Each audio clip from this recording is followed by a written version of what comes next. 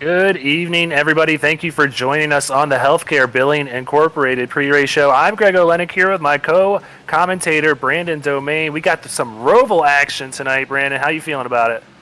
It's good to be back in the booth after running the first two races this week at the Roval, but a lot of experience that I know you and I can both talk about here when it comes to getting around this mile and a half or oval that turns into a 2.5 mile road course all of a sudden. Really technical. Love the racing here, though. I think we're going to see somebody that puts that road experience to good use today. Yeah, it's such a cool track that NASCAR brought onto the circuit a few years ago. We've had some really great races in real life and some great ones on our sim as well, and we expect a lot of the same tonight. You know, like you said, it's 2.5 mile road course. We're used to it being a mile and a half oval, about 15, 16 turns within this Roval, we'll call it, like they do. And Brandon, it's technical turns everywhere that you can really make up time and lose a lot of time at the same time. Yeah, and really the only thing that you can know what it's going to feel like every single lap is going through the turns on the traditional oval. Once you get into the infield and those chicanes, it kind of feels different every single time, especially the infield. You start losing that grip, it's real easy for the car to want to get away from you through those turns because of how flat it is. And I think that's going to be a key today is just managing those tires and who's going to be faster for 20 laps, let alone who's faster for the one lap here that we'll see in qualifying coming up pretty soon. I couldn't agree with you more. It's going to be an excellent show that we're going to put on for you guys here tonight. I think we got about 60 laps. Let's go ahead and get into our race intro here on the Speed Racing Network. Healthcare Billing Incorporated pre-race show. You see it, 55 laps. I'm trying to give them 5 more laps to go around this awesome course, but like you see it there, 55 laps for the right turn Roval 125. We are in week 4 action here at the Charlotte Roval, and no faster pairs. 3 different winners so far on the season, Brandon. Do you think we will see a 4th different winner tonight? You know, I think we do, but there is a odds-on favorite that might have a very good shot at being our first repeat winner when it comes to road course racing. You definitely have Jacob Smith out there, and that's somebody that you always want to keep an eye on when it comes to road courses. Numbers do not lie when it comes to him and the road courses, but let's go ahead and move on to our league details next here on the Healthcare Billing Incorporated pre-race show. There you see it, 20 weeks, fixed setup league here at SRN. No faster pairs. That's always been the cause here in the Cup Series, and these drivers are paying $15 a week to get into the race. And they are racing for weekly as well as season payouts with $1,000 going to that first place championship. And then 5-person teams are allowed here, and they are also racing for a team championship as well. Yeah, and you know, you look at that $15 a week entry fee, and you look at that over 20 weeks. That's $300 over the course of the season. But you're racing for that $1,000 first place prize. You have the team championship and the money that comes with that. Weekly payouts through SRN. It's a little bit of money here that you got to put in to race in the Cup Series with SRN. But I think it just helps the quality be a little bit better, and also the amount of money that you can make at the end of the season just makes that even sweeter.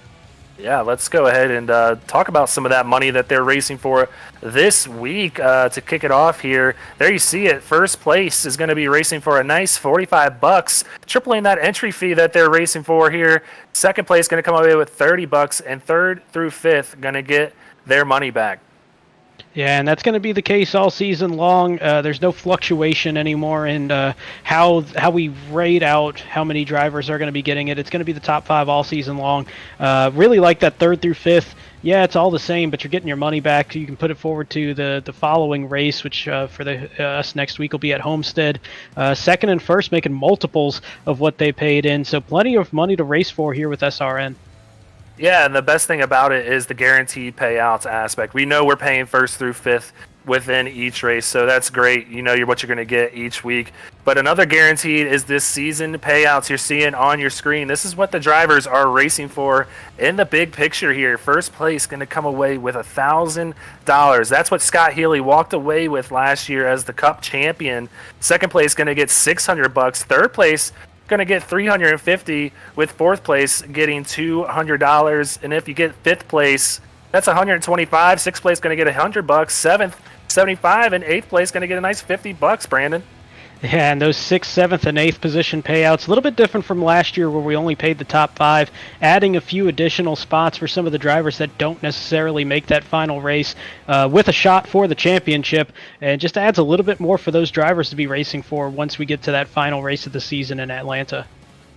Really is going to help, make a better show towards the end of the season. If, like last season, we only were paying out the top 5. If you didn't make it into that final 5, pretty much, your season was done. This is going to give you that extra incentive to keep going on if you are not making it to the next round of the playoffs. So that is another great addition to Speed Racing Network here this season across all the series. So kudos to the admins for doing that. Something that we are used to here on the Healthcare Billing Incorporated pre-race show, as well as SRN, is Kane Cook Sim Coaching.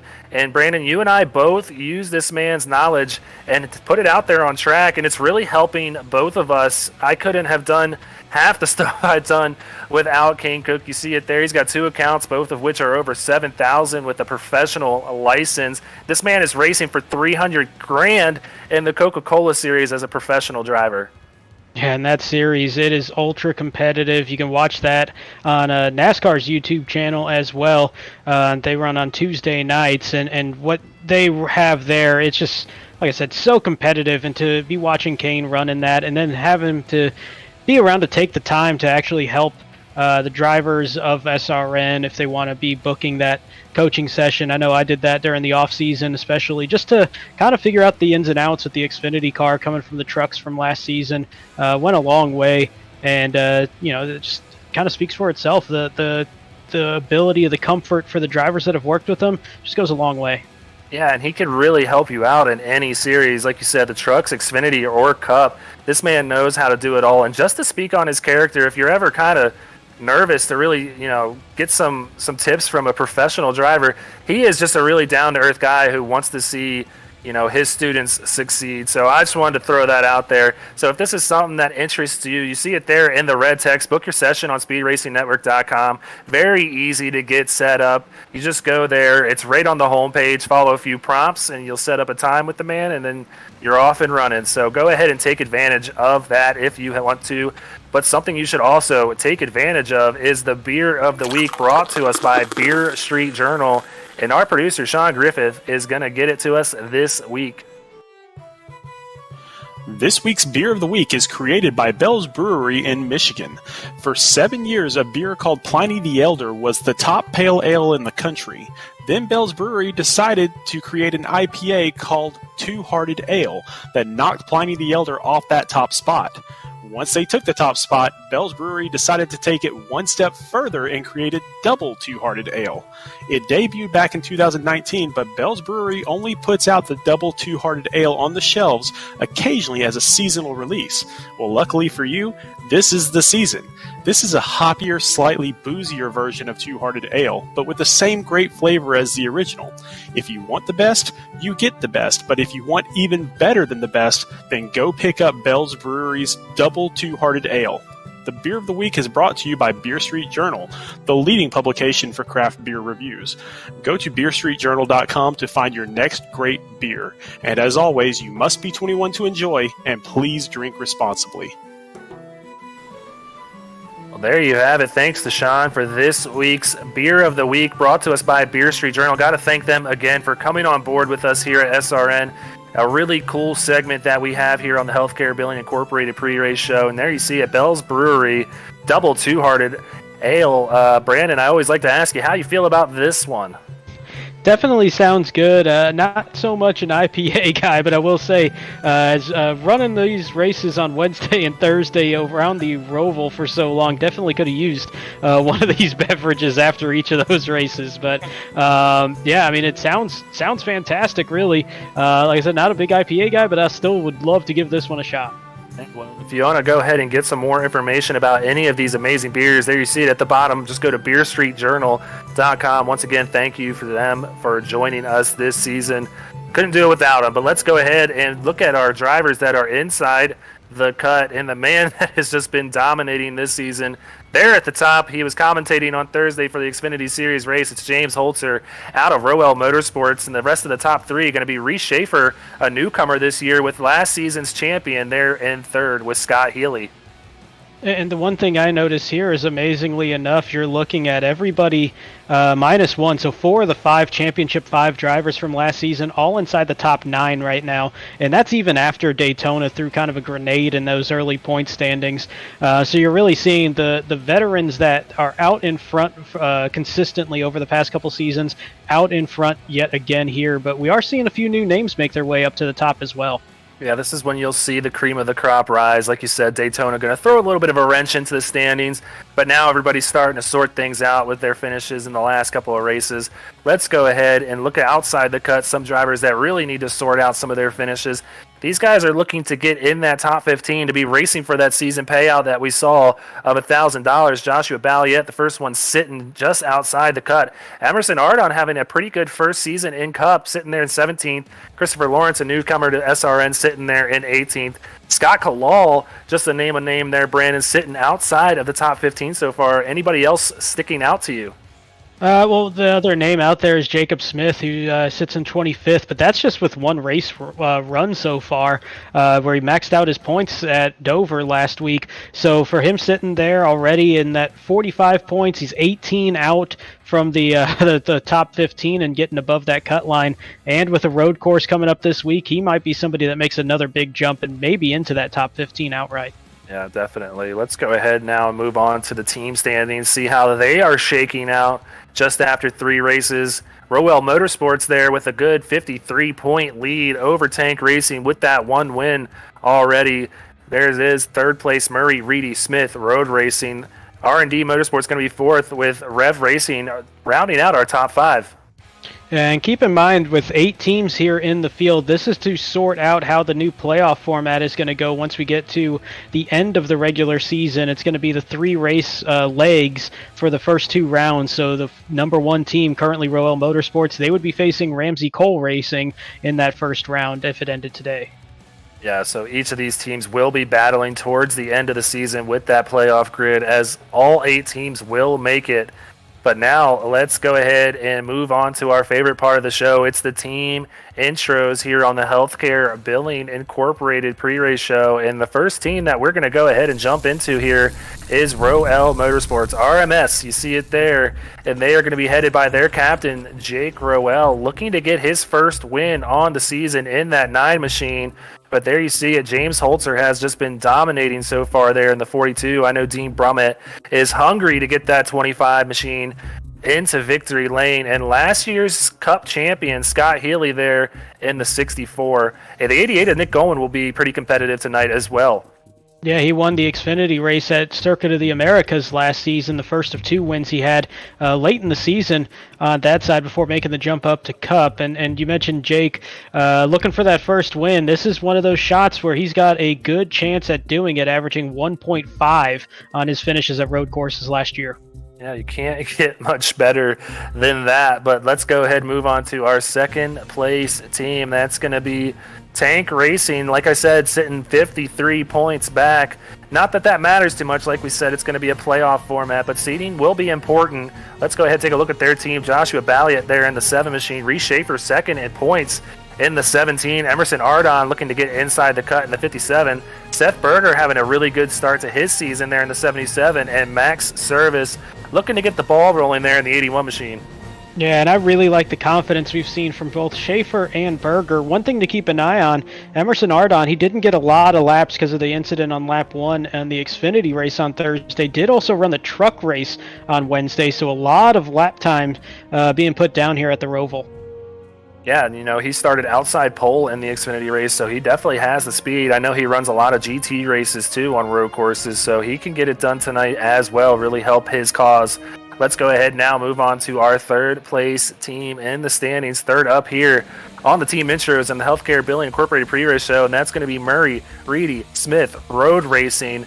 And here we're going to see their team. It's starting to shape up pretty nicely here as they've started to add a few names along the way. And there you have it. Austin Reedy there in the 1 machine. Kyle Benson in the 10 having a really good season. Jacob Smith with the win last week at Dover. Craig Lautenslager in the 13, as well as the 50 machine of John Honeycutt.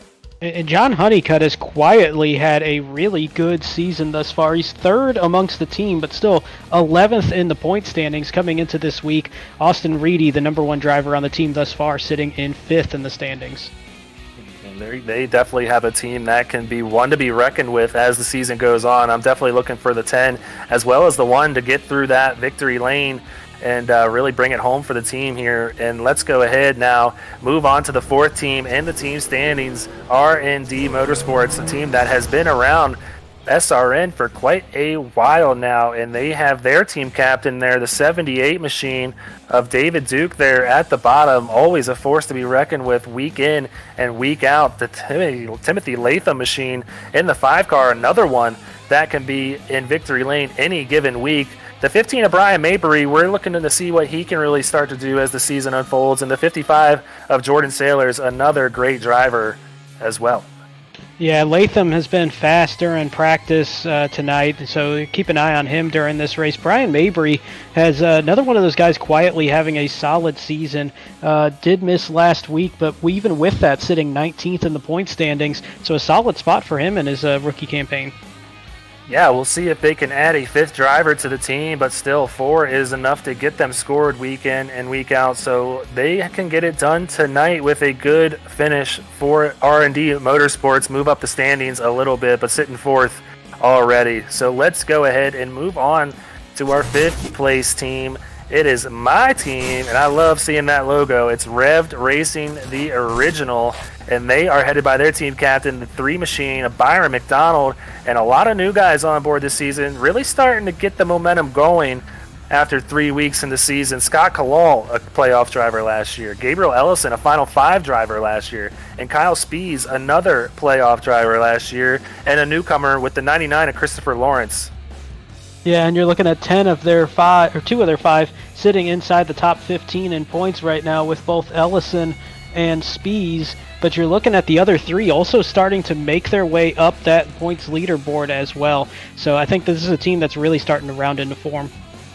Definitely. So let's go ahead and move on to another team that is starting to get it together as the season goes on, Brandon. It's your team, and I always like to let you go ahead and introduce Stryker Motorsports.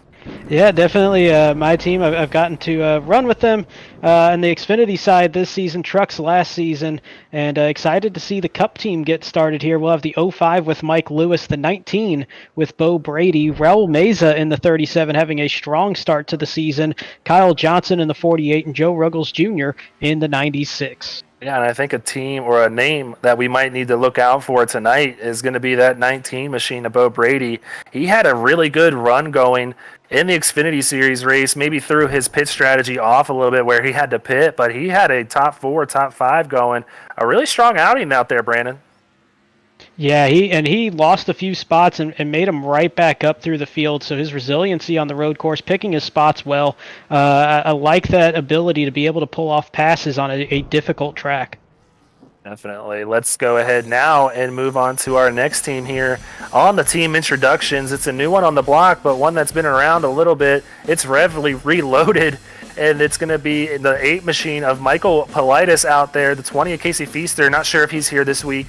The 21 of Jeffrey Vickery, I know he will not be here tonight as well. And the 73 of Dalton Tucker has had a really strong start to the season. Yeah, it looks like they're going to have a field of 3 here this week with Politis, Feaster, and Tucker. Tucker, the one driver for the team that's sitting inside the top 15 at this point in the season in 14th place, 3 points ahead of that early cut line for the playoffs. But he has just looked faster and faster each week as we've gone through this season so far. Well, for sure, Dalton Tucker is going to start building on that progress. He is a great driver. He can get it done. But hopefully they have the whole team out there to build some points there, sitting in 7th. Let's go ahead and move into our last place team here. Ramsey Cole Racing, a new one on the block, still with just 2 drivers for their roster. Andrew Lewis in the 12 and Ty Cole in the 41. And the Cole has been pretty good so far on the season, Brandon. Honestly, I like how both of them have run once they're on the track, and running as two-car team, that is a little bit difficult, but we've seen moments of just real pure speed from both Lewis and Cole. I think if they can just keep it out of trouble, they will continue to have strong showings here as we're still in the early stages of the season.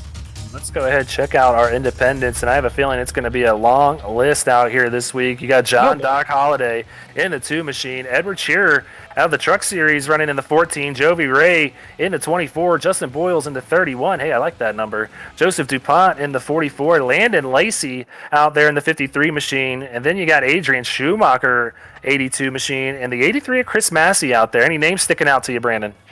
Pretty much all of them as I look at how practice and qualifying is laid out so far. But I would definitely say keep an eye on that 82 of Adrian Schumacher. Great speed. Did have some difficulties there in the race on Thursday. But when he was out there and able to run clean laps, incredibly fast. I also look for Landon Lacey to be much the same as well as the winner on Wednesday night, Edward Shearer. All right, well, let's get out there on the track. We are done with our Healthcare Billing Incorporated pre-race show, and it is time to get these boys all gridded up for the Won't Stop Coming 125 here at the Charlotte Roval. Adrian Schumacher there, sitting there on the pole, and Landon Lacey just to his outside there in second, 0.3 off the pace. Jacob Smith, one you mentioned, sitting there in third. And Reese Schaefer sitting there fourth. You see the name change. Our producer was laughing behind the scenes. It's right now, the Right Turn Roval 125. Oh, I love when an inside joke becomes an outside joke. As I'm looking through a little bit farther back in 5th place, row 3, we're going to have Ed Shearer and Joshua Balliet. Row number 4, we'll have our defending champion Scott Healy in 7th. James Holzer, the current points leader, will be in 8th. And they have Gabriel Ellison out of Rev Racing starting 9th. Dean Brummett up in the top 10. Good qualifying for him. Dalton Tucker going to be in 11th with David Duke rounding out our top 12 for R&D Motorsports. So quite the mix of drivers here, Brandon, in the top 12. I'm going to leave you with the first pick here to pick the winner for tonight. Who are you taking, bud? Well, believe it or not, I'm not going to go with anybody in that top 12. I'm going with the person that was one spot outside of that, and that would be the 10 car of Kyle Benson. And the reason I do that, he was fast in single laps in practice, but he also was one of the few drivers running longer runs during that practice session, and his times were pretty consistent over the course of that. I really like that long run speed. I think that goes a long way for him, so I'm going to go with the 10. Oh, man, this is actually a really hard pick to make for myself. I'm just looking at the lineup here, and it's just stacked with talent from first all the way through, I'd say, 15th. It's quite crazy to see here in the Cup Series. But I'm going to go ahead and go with a Truck Series regular, the man that has just been dominating in the trucks this year so far, 3 straight wins to his name. How can I not take Edward Shearer after he won by over 30 seconds in the Cup Series, Brandon? Yeah, I mean, hey, he has been on fire on Wednesday nights and looks very comfortable on the road course. Great-looking car as well. That old Tony Stewart, about 10-year-old throwback probably there, that 14 car. So I like that pick as well. And I will also say, yes, we do know Jake Roval averages a 1.5 average last year on road courses. Jacob Smith is as close to a road ringer as you can get in starting third. We like to go a little bit out of the box every now and then and kind of go away from the obvious picks, and I think those are both solid picks here tonight as well. But yes, we do know the prowess of both Roval and Smith on road courses. Well, just to mention, we have a long pace lap here. Jake Roval is starting in 28th position. I'm not sure if he made a qualifying lap or not, but he is going to be back there in the gauntlet of drivers. We saw just how chaotic this race can get. And on Thursday, Brandon, the track was completely blocked between 1 and 2, completely wrecking people's chances of even getting up through the field, because that was their strategy, is start in the back, kind of avoiding the chaos, but they were involved in that chaos and could never have enough time to get back. So he's really going to have to channel his inner Chase Elliott, as we saw today. He was running down Larson there at the Glen. He is going to have to turn some great laps to get up to the front. I just had some throwback thoughts there to Thursday night and getting caught behind that Suez Canal kind of moment there and out of turn 1.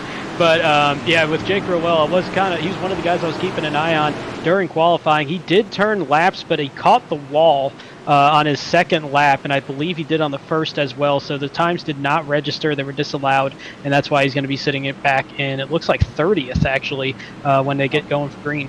Yeah, the strict qualifying here within iRacing, if you ever touch the wall on a qualifying lap or even clip the grass a little bit and go off track, it will completely disallow your time. So he could have easily been starting up here in the front, but man, he is going to have his work cut out for him. No cautions. We don't do any full course cautions on road course races. So, he's not going to have that benefit to help him out. If we do see any trouble on the track, it's not like this field will get bunched back up. The leaders are going to be steadily pulling away, and he's going to have to make up some serious time as we get through the backstretch chicane here and come around the NASCAR 3 and 4. Yeah, and keep in mind, we will go past that final chicane in the infield, so that once they come out of turn 4, they'll go straight, so there won't be any penalties or anything like that coming from it. But another thing to keep in mind, you mentioned Jake Roval sitting there in 30th and having to work through the field. It's something that can be done, especially when you get to turn 1 on lap 1 and that first chicane on the backstretch. It's very easy for cars to get in trouble, and it does create a lot of space where you can kind of start to spread out and get some passes being done afterwards. We're green here at the Charlotte Roval 125, the right turn 125. Let's see how they get through turn 1. This has been the most treacherous part of the race so far, and Adrian Schumacher landed Lacey hard into the wall. And it's so easy to do that here because you're coming at a completely different speed than you're used to. By having that cut through, you build up that momentum faster than by going through that chicane, and it just catches people off guard. And then you have the cold tires as well, and there's your pick, Ed Shearer, with some pretty heavy right side damage. Yeah, I saw Holzer getting into a little bit of trouble there, exiting 2. It's just there's not enough space in this racetrack to have 3 or 4 wide racing, and that's exactly what we saw. But these leaders starting to break away from everybody after all that chaos. Saw Jacob Smith barely give the 82 a little bit of tap, but the 82 did a great job of getting around turn 1. And for the most part, these guys did a fantastic job getting through turn 1 on that restart. It's very hard to do when we cut through that chicane and you have more speed than we're used to. Am I right? Oh, 100%. And this is the second spot that is troublesome on this opening lap. Hey, you have the cold tires. The brakes aren't exactly up to speed on that. Like, they don't want to be gripping as well. So that first chicane on the backstretch is a little bit treacherous, but it looks like everybody going to get through it pretty well. And, yeah, not really an issue there for anybody. It's going to be Schumacher. Why not? We're on a road course. Somebody with the last name Schumacher leading lap 1.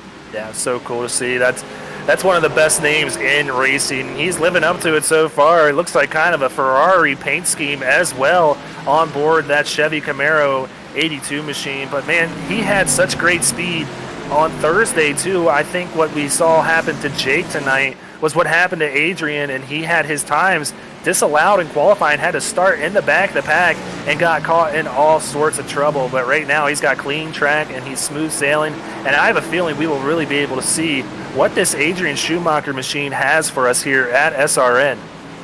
Yeah, he had a great shot of being one of those major contenders on Thursday and then just getting caught up and stuff, having to come through the pack. I really like seeing him out in front. I think we've gotten so used to seeing Jacob Smith and Jake Roval just be so dominant on the road courses the past couple of years. And now you got somebody else coming in with Adrian Schumacher and a few others really in this field that are saying, you know what, we're taking road course racing a little bit more seriously, or just have a good road racing background as well on the server. And I really like that we're getting more competitive when it comes to going left and right. With you more. It's definitely something that we have been having more of here at SRN, and it's just an opportunity for drivers to really take advantage of a given week and perform really well. You see Gabriel Ellison sitting here in 6th. Landon Lacey only falling back to 7th after that first lap contact. His rear spoiler a little dinged up, but still within striking distance, just 7 seconds back. You see John Honeycutt here going through the front stretch chicane, and he's going to have to take a little bit of time penalty here. That's why he's just kind of coasting. I'm guessing that was a 5-second penalty, and that seems like an eternity when you see these guys flying by you. Yeah, out of that chicane, it's going to be anywhere between 2 and 5 seconds that should be penalized. So unlike real life, when the Cup Series goes racing at the Roval, they do not have to stop here tonight in SRN, but there will be an automatic time penalty that's given from the iRacing server. Like I said, in that one, it's typically 2 to 5 seconds. Same with that backstretch chicane as well. So it's just you have to slow down. It's a difficult thing to kind of game, though. If you're not knowing for sure how you want to handle that, as we watched Dean Brummett get a little slow coming back down to NASCAR 1. But if you're a little slow getting back up to speed there, that 5-second penalty could turn into an 8-9-second penalty pretty easily. Yeah, that will really hamper your chances of coming home with a victory here. Let's check Dean Brummett out here as he's battling with 8th, 9th, 10th, 11th. It's a gaggle of cars back here. Really some great racing so far. Granted, we're only on lap 3, but this is what we want to see. We want to see cars bunched up and racing hard here. Dean Brummett with an average finish of 23rd on road courses, really looking strong so far, sitting in 10th. Here's Craig Lautenschlager making a pass on the 31 of Justin Boyles here, going to move up to 20th and pick up another spot. Tough passing zone right here as Justin Boyles really not cutting him any slack. He's going to have to really work on him again here heading into turn 1. Yeah, that is a very nervy position to be trying to make a pass, and you see a great turn. Oh, hard contact for Honeycutt and the 31 as well, and this is going to be trouble. It's similar to what we saw on Thursday, and there's Jake Roval with heavy damage. Well, luckily it's not as bad as we saw on Thursday. The guy's really able to get it sorted out.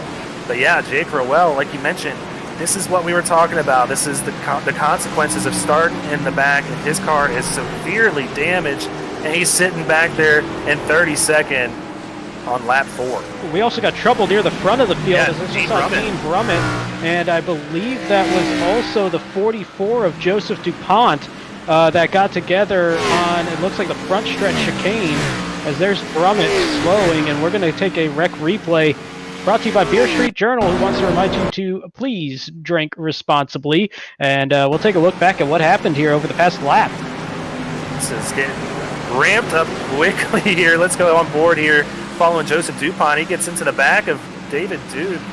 James Holzer coming up to the rear here. He's going to get into the back here, put the bumper to the 44, and Dean Brummett not heavy contact, but just gets pinned there. And luckily, Joseph DuPont will tow and get out of Brummett's way, but that is a severe time penalty for the 25 after I just mentioned he was having an above par performance here at a road course. Yeah, he was sitting in 9th. Now he's back down to the 19th position. Here's the other incident that we had with Honeycutt there, and this is so similar. I was getting flashbacks to Thursday. As you see, everybody just kind of get blocked off in the narrowest part on the track. That's not a chicane, and real easy to have that kind of blockage there. We saw it even in the Indy race at Nashville today. You get to those narrow channels, and one car gets sideways, and it starts looking like that Austin Powers scene where he's backing up the golf cart trying to get out of that spot. It is just incredibly difficult to see that car get out of the way. I love it. I love the movie reference there. Another reason that Brandon Domain is the greatest in the booth. But don't ruin the Nashville race for me, by the way. I haven't been able to watch it yet. I heard it was a little bit of a mess, but I still want to check it out. Slight mess out there, but thankfully over, so everybody survived.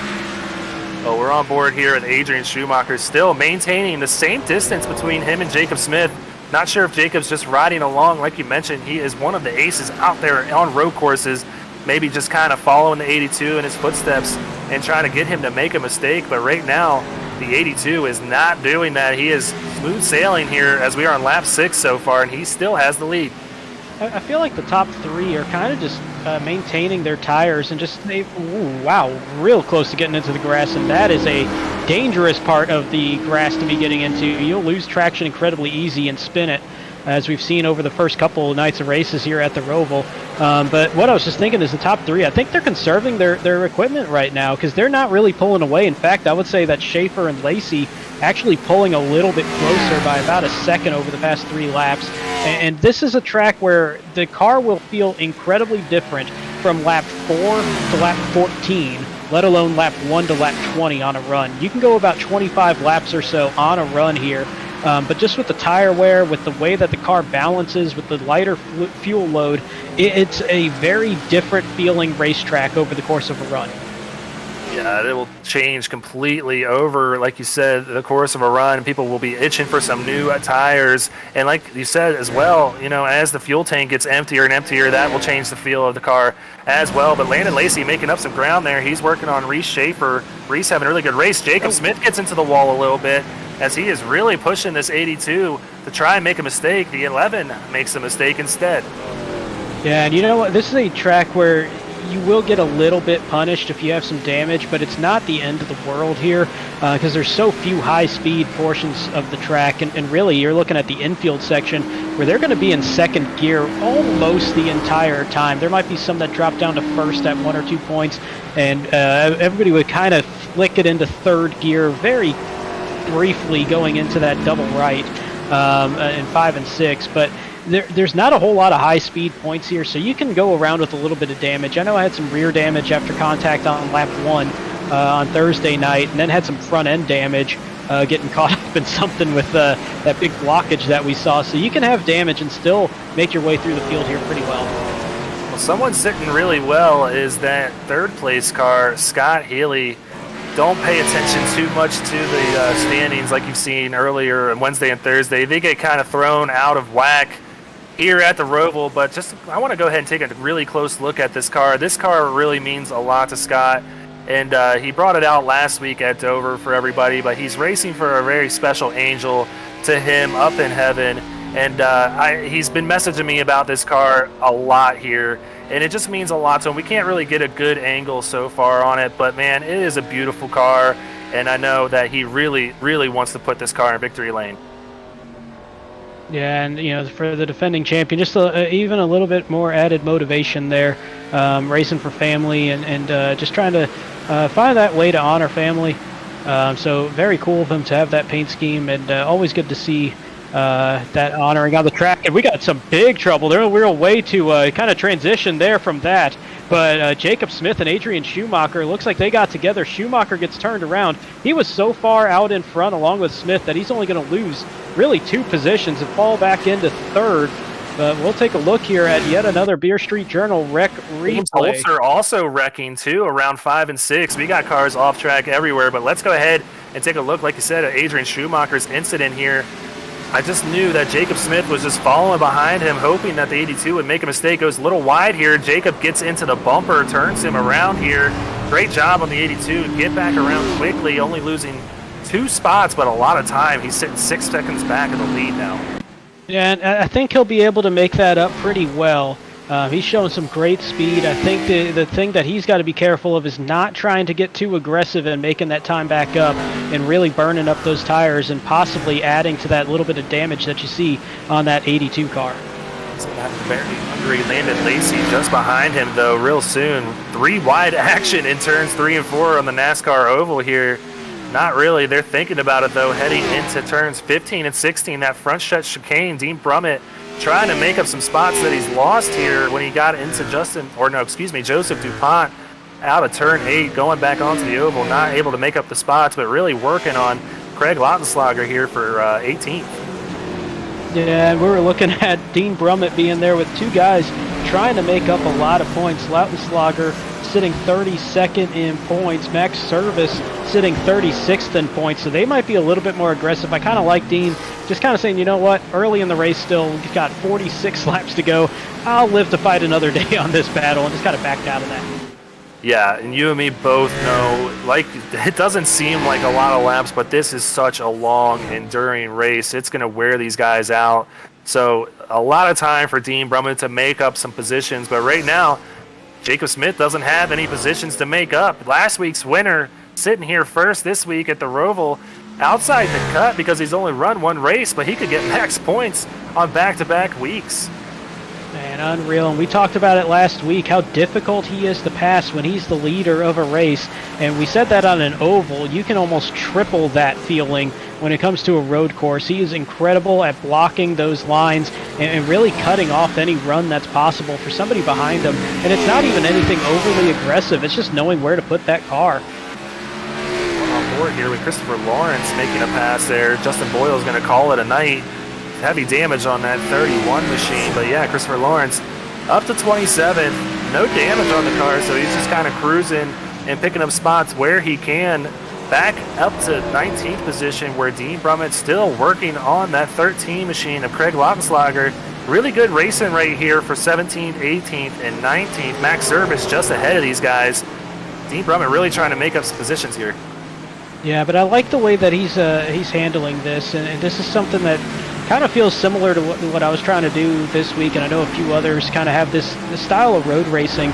On a track this technical, you can just kind of sit back a little bit and just wait for the little mistakes that anybody will make, because really every lap, I would say 90% of the field is going to make one small mistake going around this track. As tight as it is, as technical as it is, whether it be that they're a little too heavy on the brake or they just get a little late on an entry, anything like that, you can capitalize on that position. You don't need to go force anything. So I really like that style of trying to make your way through the field. And speaking of, Landon Lacey gets around Adrian Schumacher, and that'll be for the 3rd position.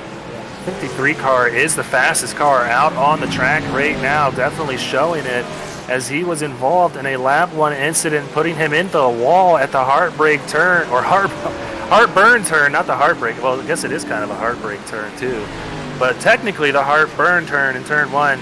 Really doing a great job to rebound here. Back up to 3rd, only 8 seconds back. Maybe he can pull off some pit strategy to gain him some time on the leaders.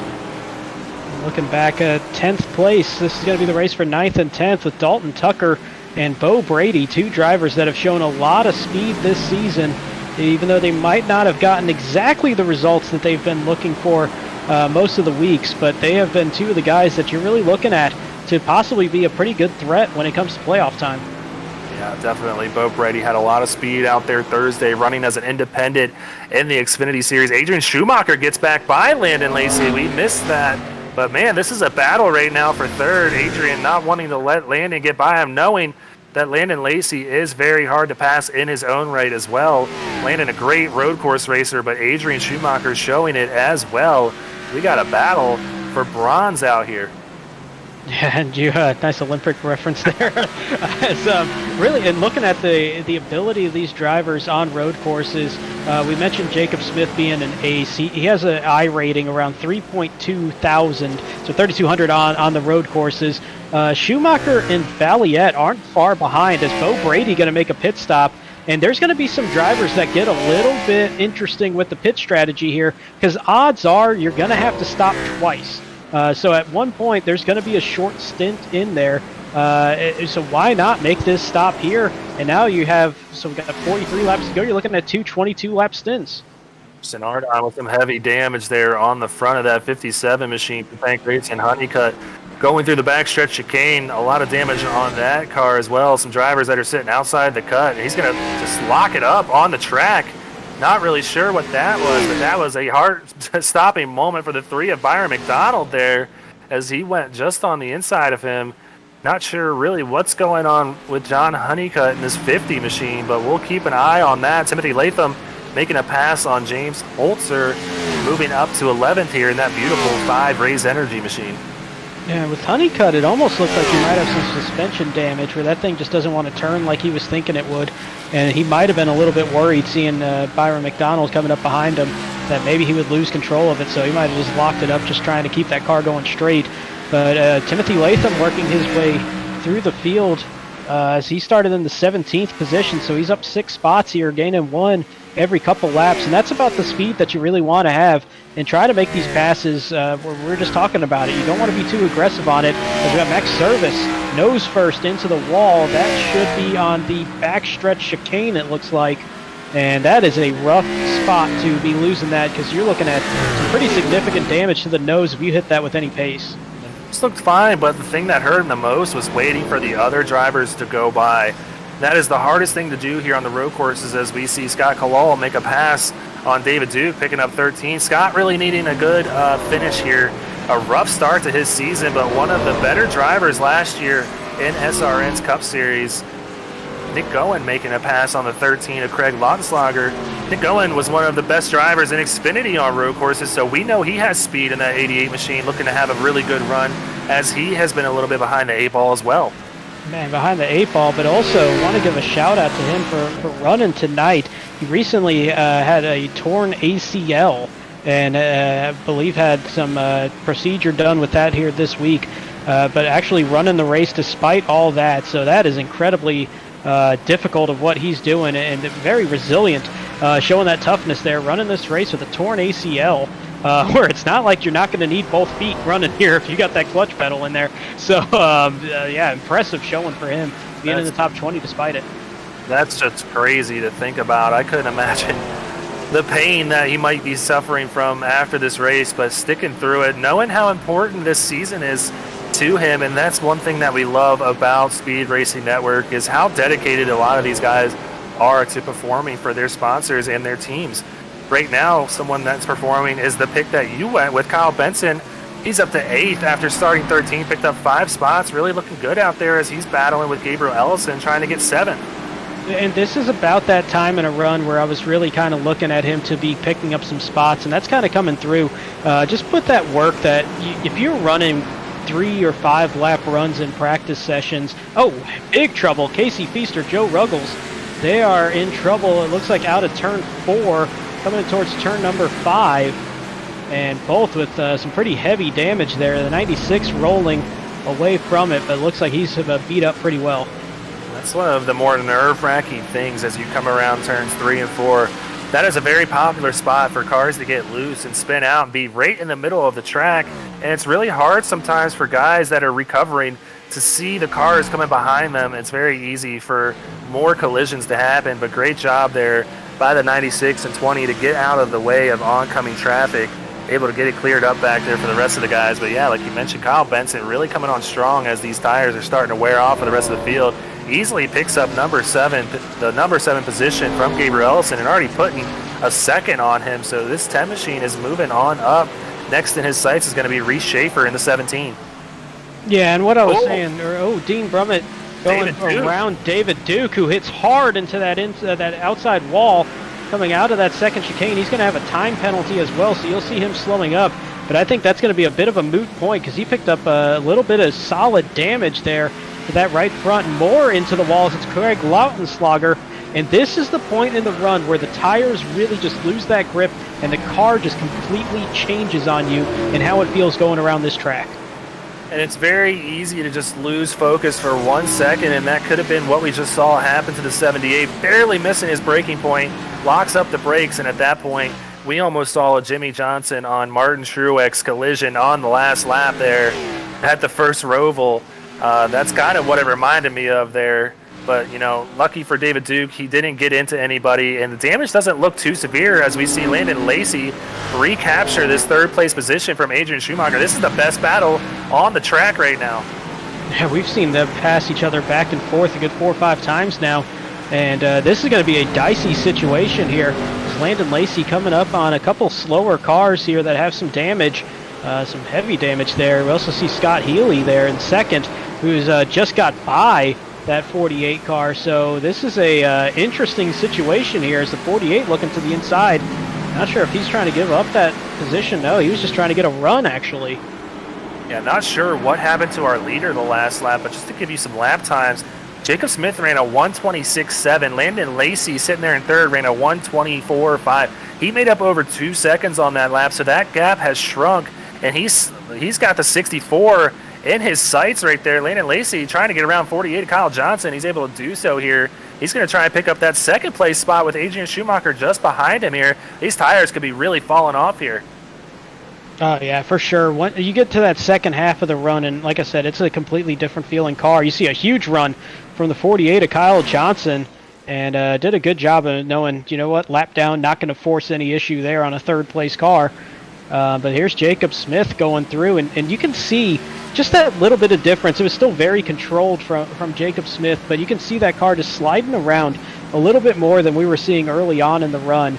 As you see that little bit of a kick out there coming out of turn 1.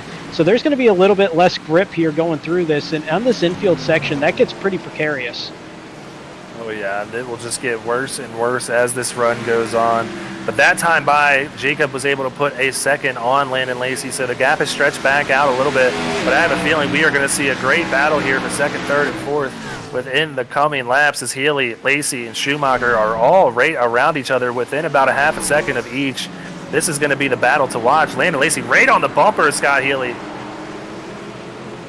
It sounds like there was a little bit of contact there, a little bit of an apology there from over the driver chat from Landon Lacey. So there was probably some contact through 5 and 6 right before we got there to this shot. But good racing here through NASCAR 1 and 2. This will be turns 7 and 8. When it comes to the Roval, 8 and 9, coming through this Roval as they come to that first chicane, the backstretch chicane. Used to be a little bit different layout here as the 64 getting loose there, coming through that first the first right of that chicane, but still managing to hang on to it. And Adrian Schumacher going to try to counter Landon Lacey, who lost a little bit of speed coming out of that chicane. Going to be a tough one. Jacob Smith going to go into the pits here. He's going to be making that first pit stop of the night on lap 17. Going to give the lead over to his teammate Scott Healy. We got a battle for the lead right now. These 3 cars are all, they are no longer teammates. They were teammates last year, so you have to beg my pardon there. But 64 of Royal Motorsports going to be out in front with that car that I know is special to him. So this is a great moment for Scott Healy. But he cannot look in his mirror right now as he's got a very fast Landon Lacey and Adrian Schumacher just behind him. Yeah, and this is going to be a dicey situation here for Scott Healy, and it's not like he's running poorly. He was sitting there in the second position before the leader pitted, before he took that lead because of it. So obviously he's got a lot of speed, but the 2 fastest cars on track right behind him. And kind of going back to that pit stop as well, I really like that move from Jacob Smith. Cut this run into 3 18-lap or 2 18s and a 19-lap segments, and he's actually going to be undercutting the field behind him. So by the time this happens, he might gain a second or 2 on everybody else. Well, for the lead heading into the backstretch chicane. Let's see if they can make it work here. Landon, it's Scott Haley going to go through the chicane, going to get a little bit of a time penalty there. You have to go really slow here. He looks like he's not going to be too much, probably 1 second penalty. And that's going to give the edge to Landon Lacey and Adrian Schumacher here. Scott Haley falling back to third. And Landon Lacey going to bring it down pits this time. Going to try and get everything he can on that pit entry to try and make up some time on Jacob Smith. But now the lead will be back in the 82 machine's hands. He was the leader at the beginning of the race. He is leading again now. Joshua Balliet and Reese Schaefer also on pit road. I like this move by these 3, and now Gabriel Ellison as well. Top 10 drivers, knowing that the leader made that pit stop. Don't let him get those fresh tire advantage by being about 2 or 3 seconds a lap faster and growing that lead too much. So they cut off that undercut as quickly as they could the very next time by. This is the tale of 2 different races. We're seeing 2 Xfinity regulars out here, Schumacher and Landon Lacey. They are running on different strategies, but we've already seen Landon Lacey come down pits. Adrian Schumacher has nothing to lose. So he is just out running laps right now. I can't imagine he's going to stay out too long, but, he's hoping that these guys go in and pit, maybe get into a little bit of trouble back mired in the traffic, and maybe he comes away with the lead after pits. But, yeah, we'll see the 82 as well as Scott Healy, I imagine, come down to pit road anytime now. And I mentioned earlier that there's about 25 laps on the fuel run. We got a 55-lap race. If you're able to stretch that out another 3 laps on that fuel run, so you're looking at about 6-7 miles, not easy to do, but if you can do it, as we watch the 82 make his stop, there might be somebody in the back of the pack thinking, you know what, I'm going to try to make this a one-stop race and save that about 50 seconds or so that you lose on a pit stop. That might be the difference in maybe picking up a good 15 positions or so by the end of the race.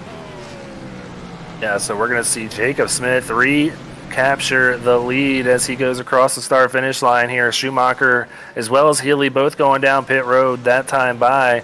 And there you see it. The 11 is at the top of the leaderboards. We're going to see how it cycles out, though. If Landon Lacey takes over second, not sure if the Shearer machine has pitted yet. I don't believe he has. He is out there. Here he comes, pit road this time, lap 20. The truck points leader with 3 straight wins to his name coming down pit road. Landon Lacey going to take over second. But, man, look at that delta back to the leader. 16 seconds now. It was 8 seconds before this round of pit stops. He doubled his lead. And a lot of that comes in from that undercut move, getting the fresh tires, and being able to be a good 3 seconds faster than everybody else. But another part of it was how hard the racing was between Landon Lacey, Adrian Schumacher, and Scott Healy, and that kind of slowed them down as well. That was a perfect storm for Jacob Smith to be able to pull that undercut and really open up that advantage. Well, Scott Healy is going to be under attack here shortly. Kyle Benson making some great moves on the track. He is bearing down on last season's Cup champion, hoping to pick up 4th place. This guy has moved up 8 spots so far, looking to make it 9. Kyle having a great run out there, Brandon. Good pick.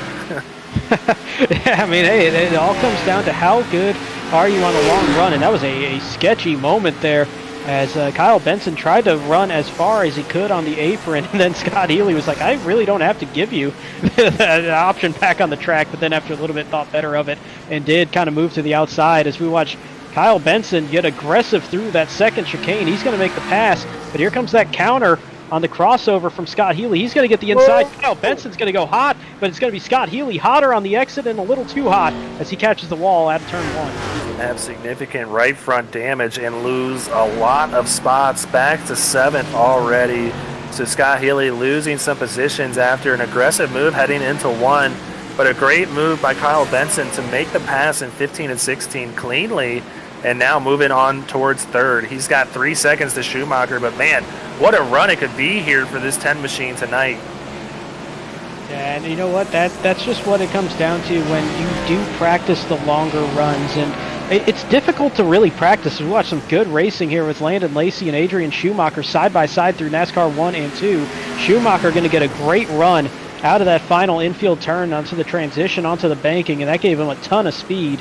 And you can see that advantage that he pulls going into that first chicane on the backstretch.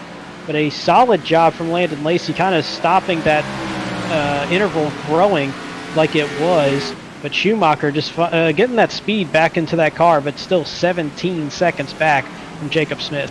Yeah, we could just see Landon, kind of taking it easy on the tires, as we saw him very fast on the long runs at the end of last run. But right now, it is smooth sailing for Jacob Smith here on Murray Reedy Smith Road Racing. So living up to the team name here. And John Honeycutt, more trouble here on the backstretch. He's going to loop it around here. He's having a lot of trouble tonight.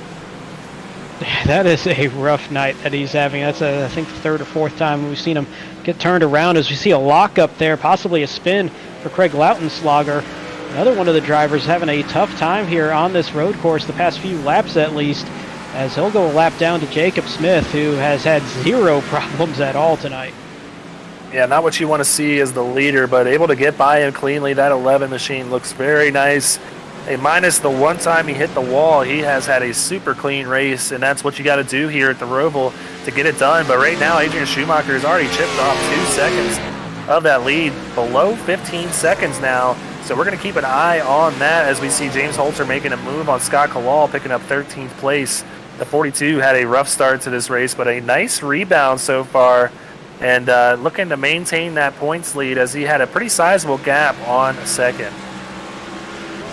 Yeah, and James, he's a solid on the road courses. Wouldn't necessarily put that as a strength of his that we've seen over the past season or so, and his I rating all kind of combining there. But a solid job here tonight by sitting in that 13th position.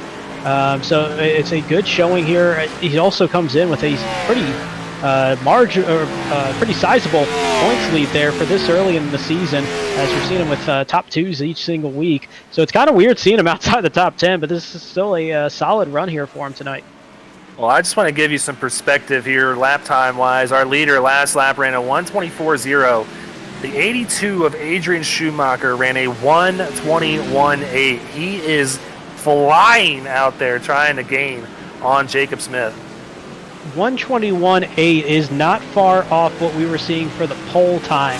That would have been actually 4th quick in qualifying. He's doing that a few laps into a run here. I think it's the 4th lap into this run after the pit stop in race conditions.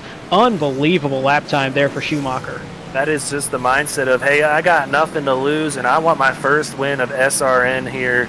And the 82 is really flexing some muscle down and going into turns 15 and 16 now. He's sitting only just over 14 seconds back. We're going to keep an eye on that delta, but still a very sizable cushion for Jacob Smith. So not too much to worry about yet, but a lot of time left in this race for the 82 to make up some ground.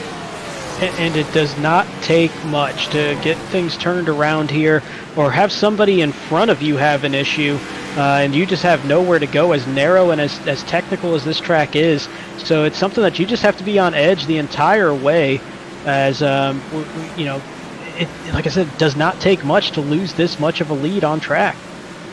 Oh yeah, it can happen in an instant. And like you mentioned, we could see the Swiss Canal thing block our leader here. So this is, it's not out of the realm for anything to change here as we're nearing 30 laps to go. Let's go check back here. And Dean Brummett moving up to 15th. So making up some ground after we saw him caught up in an incident with Joseph DuPont. So good to see the 25 doing well out there. I'm sure a top 15 will sit well with Dean Brummett, but looking to make up more spots here tonight. Yeah, solid rebound underway for Brummett in that 25. And last year, the road course is a bit of a struggle there for him.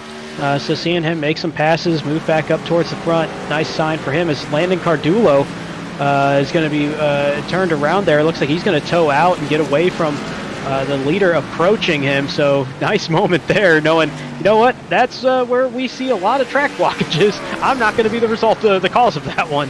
Yeah, it's always great awareness when you see that happen, and good for the leader to have a clean track ahead of him. Would hate to see something like that hinder Jacob Smith's chances of winning this race tonight, as he's just put on a clinic. But anything is possible, like I keep saying. Last time by, Adrian Schumacher 0.8 of a second faster than the 11, so not sure if he's going to make it happen on this green flag cycle of pit stops. I have to imagine the 82 might try something different next time on the undercut, as he stayed out, I'm thinking, looks like 2 laps longer than Jacob Smith did. So maybe Adrian tries the undercut next time to gain some more ground on the 11. Yeah, he's definitely showing some great pace as we see that interval shrinking bit by bit. Not really so much from third back, but it's also not opening up more from first to third or fourth even. As you're really looking at, I would say, the top 7 all kind of holding steady, aside from Schumacher, who's just got a little bit more pace, as Jacob Smith getting dangerously close to that wall with a hot exit out of that second chicane, but still holds it with great control as we check back in on a good race here. 11th and 12th, Timothy Latham and James Holzer. Yeah, they are separated by only 2 car lengths here. James Holzer going to try and get a little bit of a draft. Timothy Latham maybe get a nose to his bumper here heading into the backstretch chicane. Not sure he's going to be able to do it here, but you can really make some time on the exit of the chicane if you nail it, and that's exactly what we might see here. The 42 not really gaining the ground that he needs to, heading around NASCAR 3 and 4, heading into turns 15 and 16. Jovi Ray having a decent night so far. He started in 29th position, up 10, up to 19. A great road course racer in himself. Wow, Casey Feaster hard into the wall on the backstretch chicane. He's going to wait for these guys to go by and get that car righted. Yeah, it definitely looked like a lockup there, as that car just kind of whipped around on him. Saw that smoke ahead too, so definitely something where he just kind of wheel hopped it there and spun it into that inner barricade to watch Jacob Smith make his way by on NASCAR 3 and 4, heading to the final chicane here on the lap. Be bearing down on the 78 of David Duke. He's going to try and make the move on him here, heading into turn 1 cleanly. David's going to give him the position and go on by here for Jacob Smith, just picking up and putting down these lap cars. He's going to have some clear track ahead of him, as he doesn't see anybody out of his windshield for a little while. As we get to the halfway point here in this race, 27 laps now in progress, as Jacob Smith is still holding on to that 13-second lead over Adrian Schumacher, as Craig Lautenschlager slow in turn 1. Looks like he had an issue there on that opening turn of the lap, as he'll be in 25th position. So it's a very hot, cold night, it seems, for the Murray Reedy Smith Road Racing team, as we watched Jacob Smith obviously leading the way, but we've seen a couple of their drivers having a rough night here on the road course. Definitely, but right now, James Holzer making a strong move on the 5 here, heading into turn 1. He's going to try and pick up this 11th place position. Timothy Latham overshoots it, but keeps it off the wall. Great move by him, but still loses the spot. back to 12th. And now he's got the Joe Ruggles lap car just behind him, so he will not have any more pressure for a little while. He's going to be able to sit there in 12th. But right now you see the clear track heading into turns 15 and 16, a heavy braking zone on the front stretch chicane coming to the stripe. Jacob has been killing this spot on the track. He just flies through here, gets all the track, uses it all, and uses a lot of momentum heading down to turn 1, just cuts it right, or left here, excuse me. And he's going to be going uphill and then kind of downhill through turns 2. This is just a wild track with all of the elevation changes. Yeah, as you watch him going through 3 and 4, this is going to be the point where some drivers might give it a little bit of gas between and then brake into it depending on where their comfort level is. Most are just going to coast it from 3 through 4. You'll have a little bit of a point where you might be able to shift up to 3rd briefly as you get to 5. Similar thing here, you kind of re-slow it back down through 6. Tricky spot there that's a little bit quiet. Because of the elevation changes as they make that double left going back onto NASCAR 1, and this is where it gets kind of the same place of the track. If you get a good run onto that transition point, getting onto the banking, you can make up a lot of ground, so you can get very quick round 1 and 2, and then you're going to have to do a hard break into that bus stop, that first chicane, which did alter after the original year, because they made it a little bit trickier in my opinion, just the way that it angles out. But then back out onto the track, onto the banking for 3 and 4. And this will be the final tough point of the track. I really like looking at those marks on the left side. That kind of gives you that idea of where you might need to start braking and slowing down. Hard right turn back into a hard snapping left, and that's the end of a lap here at the Roval. A whole lot going on in that 80 seconds to make your way through this track. I think one of Jacob Smith's trouble spots right now is that backstretch chicane. You see Jake Roval out of turn 4 here, gets it around. That car is heavily damaged. He's got some cars coming by him here. Seth Berger as well as Bo Brady. Jake running in 18th right now, having a tougher race than he's accustomed to here on the road courses, as he's one of the best drivers out there on road courses, but not tonight, unfortunately for him. He's going to try and hang on to a top 20 here in that 9 machine. But yeah, I think one of the spots that Jacob Smith is struggling with the most, we saw it there as he went through the backstretch chicane there, the first chicane on the track. He lost a lot of time to Schumacher here, and Schumacher he's picking up the time. He's been a second faster than Jacob the last 2 laps, and it's showing as it's down below 11 seconds now. So the 82 is coming, but still a nice cushion for the 11. And it's totally possible that it's partly just grip changing and trying to figure out the right braking zone that you'll need. There's a lot of drivers that'll try to hold on almost to that 4 sign that you'll see that you saw on that lap that we were riding along. Some drivers will kind of brake around that 5 sign, the very first kind of notification sign that's up on the catch fence on the right side there on the outside wall. But I think that a lot of what happens there is if you have one bad entry, it does kind of play on your mind a little bit because of how difficult that chicane is.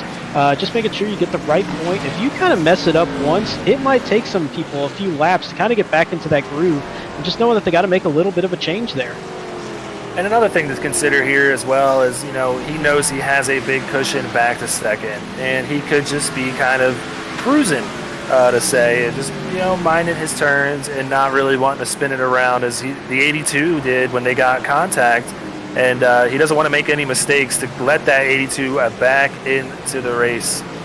Total possibility as well, and as heavy as you're getting on the brakes at that point, that's possibly the fastest point on the track, could be the second chicane, but when you're getting at such a high speed and then having to go all the way back down to about 60 miles an hour or so to get around this chicane, this opening chicane, some people might just want to kind of back into it a little bit more, be a little bit more conservative on the brakes and just brake a little bit earlier so they're not using up as much tire for later in the run. That is something that we could definitely be seeing. Rounding NASCAR 4, heading into turns 15, 16. He is fast approaching the 9 machine of Jake Roval, about to put him a lap down. He's going to probably try to do so here.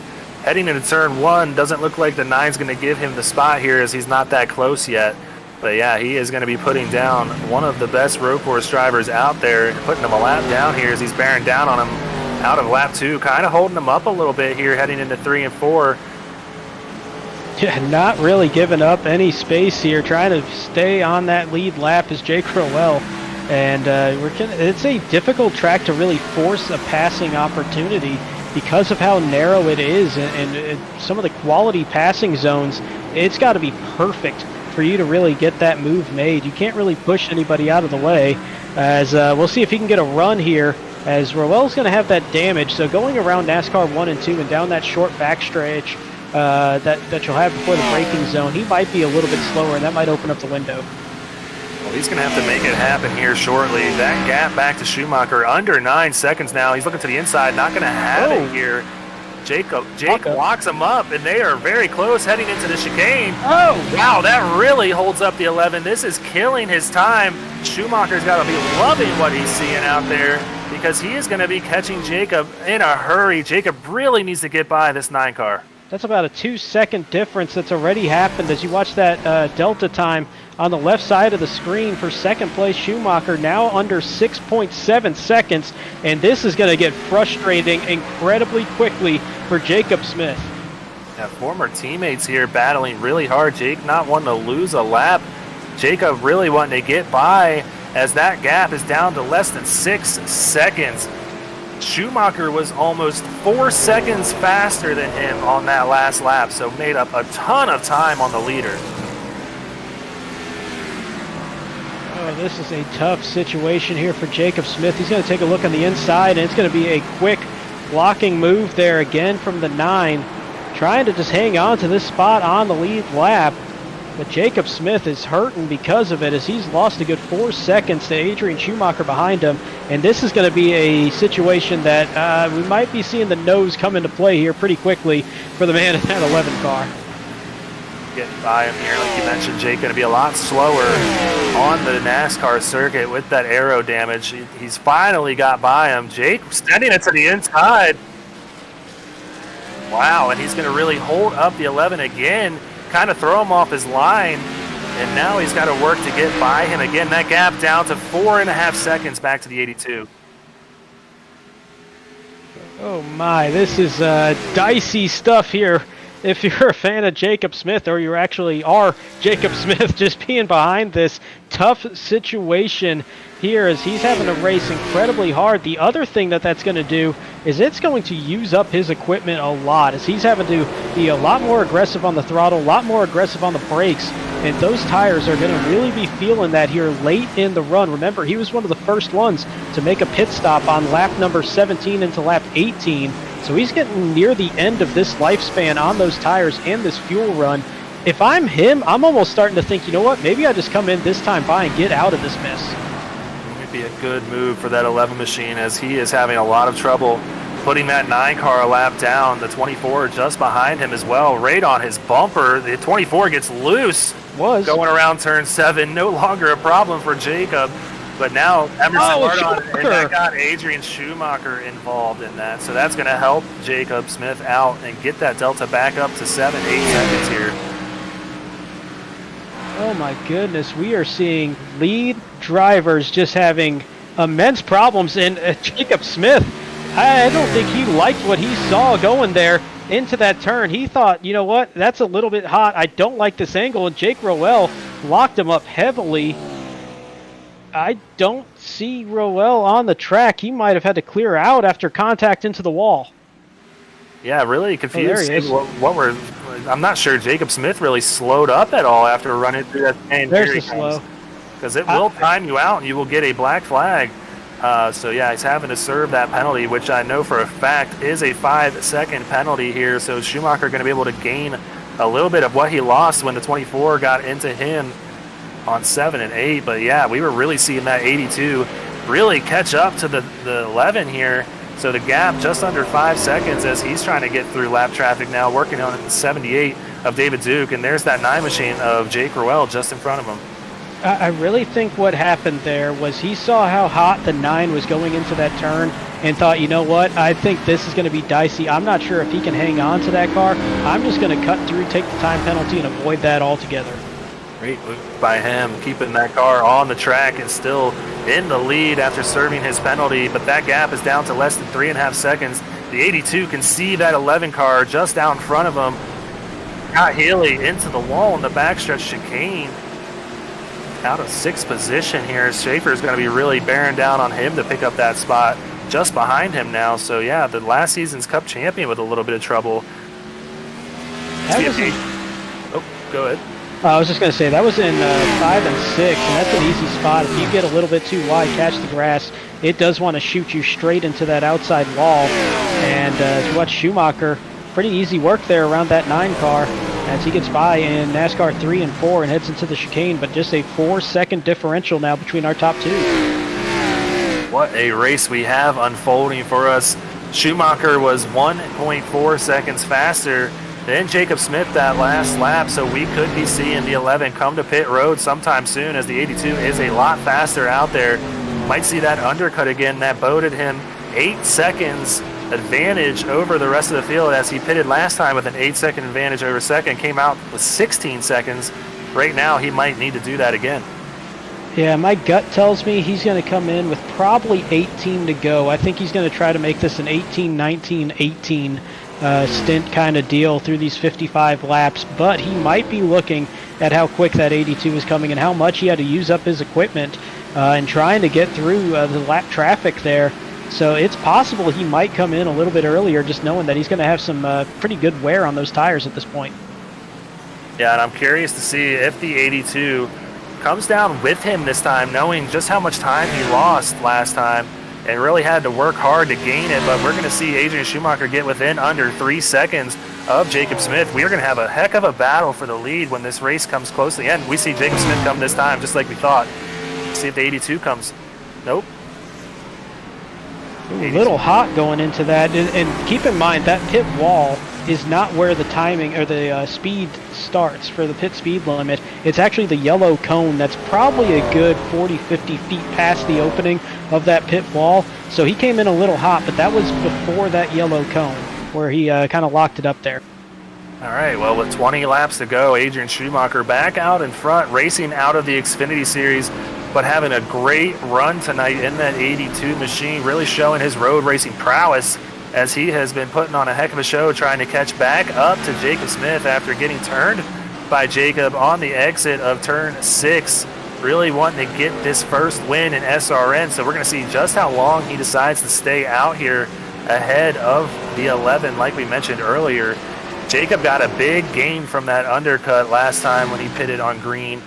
We could be seeing the same thing here. Not sure if Adrian's going to stay out an extra 2 laps like he did last time.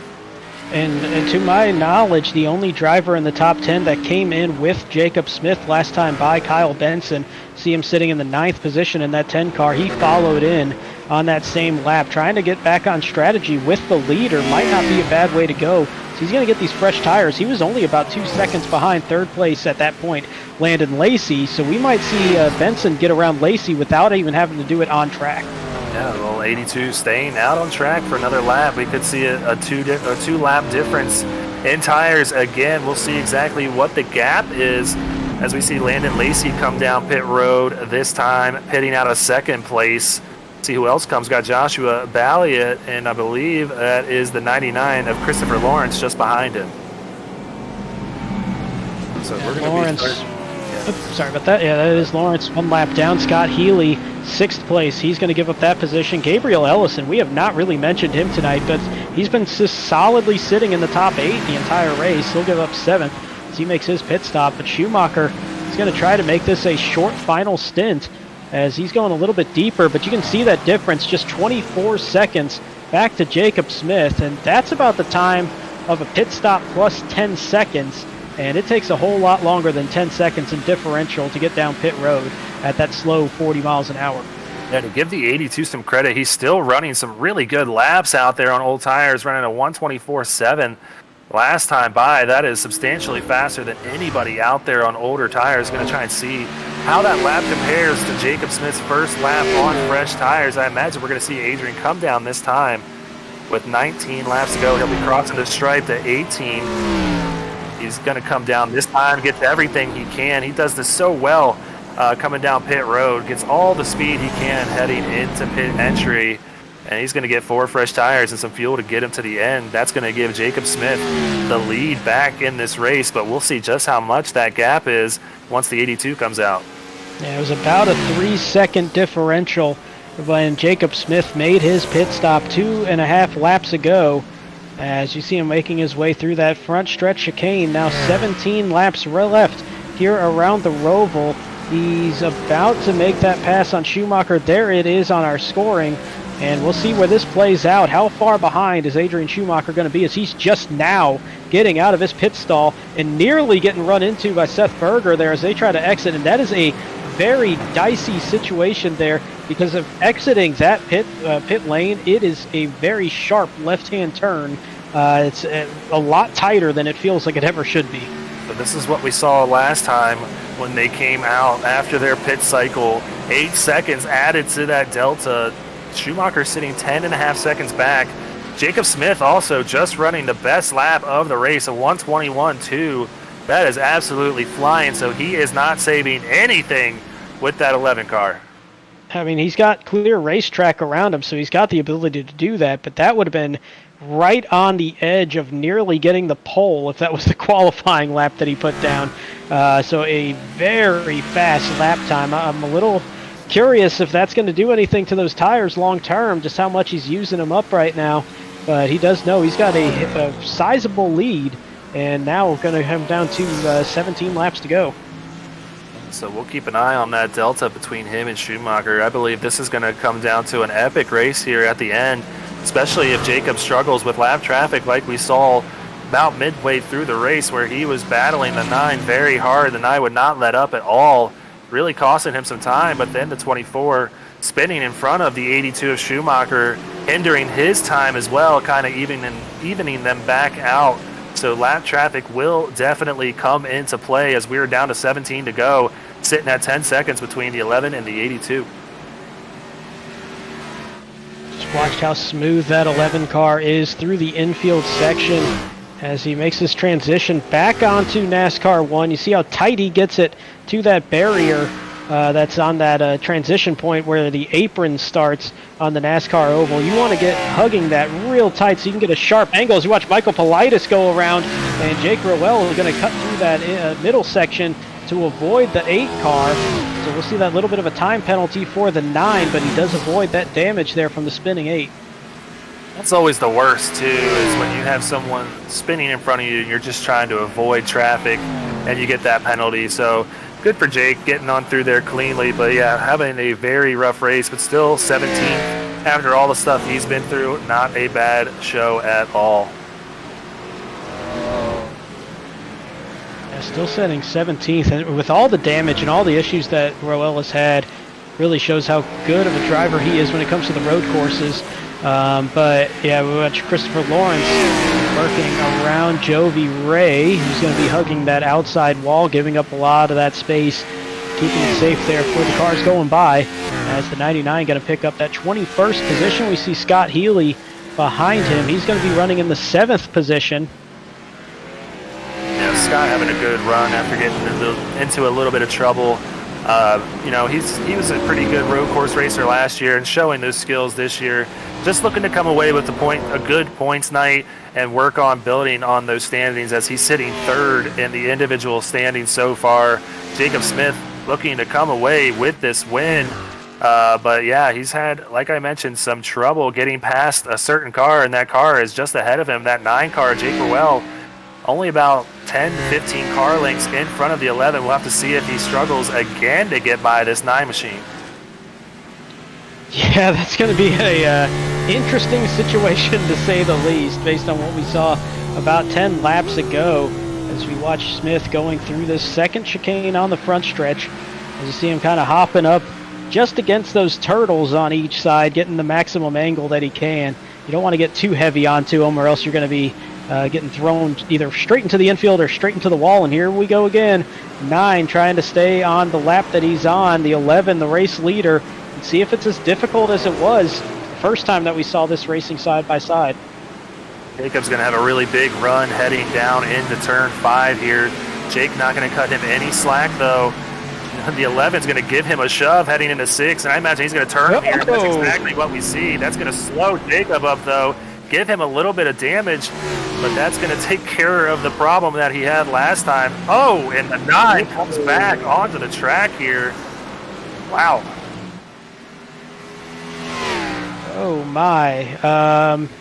Yep. From that was interesting as we watch Smith make his way down the backstretch, going into that first chicane, and we see that difference, about 2 seconds lost in that bit of a situation there through the infield section. So Adrian Schumacher going to start reeling in Jacob Smith yet again.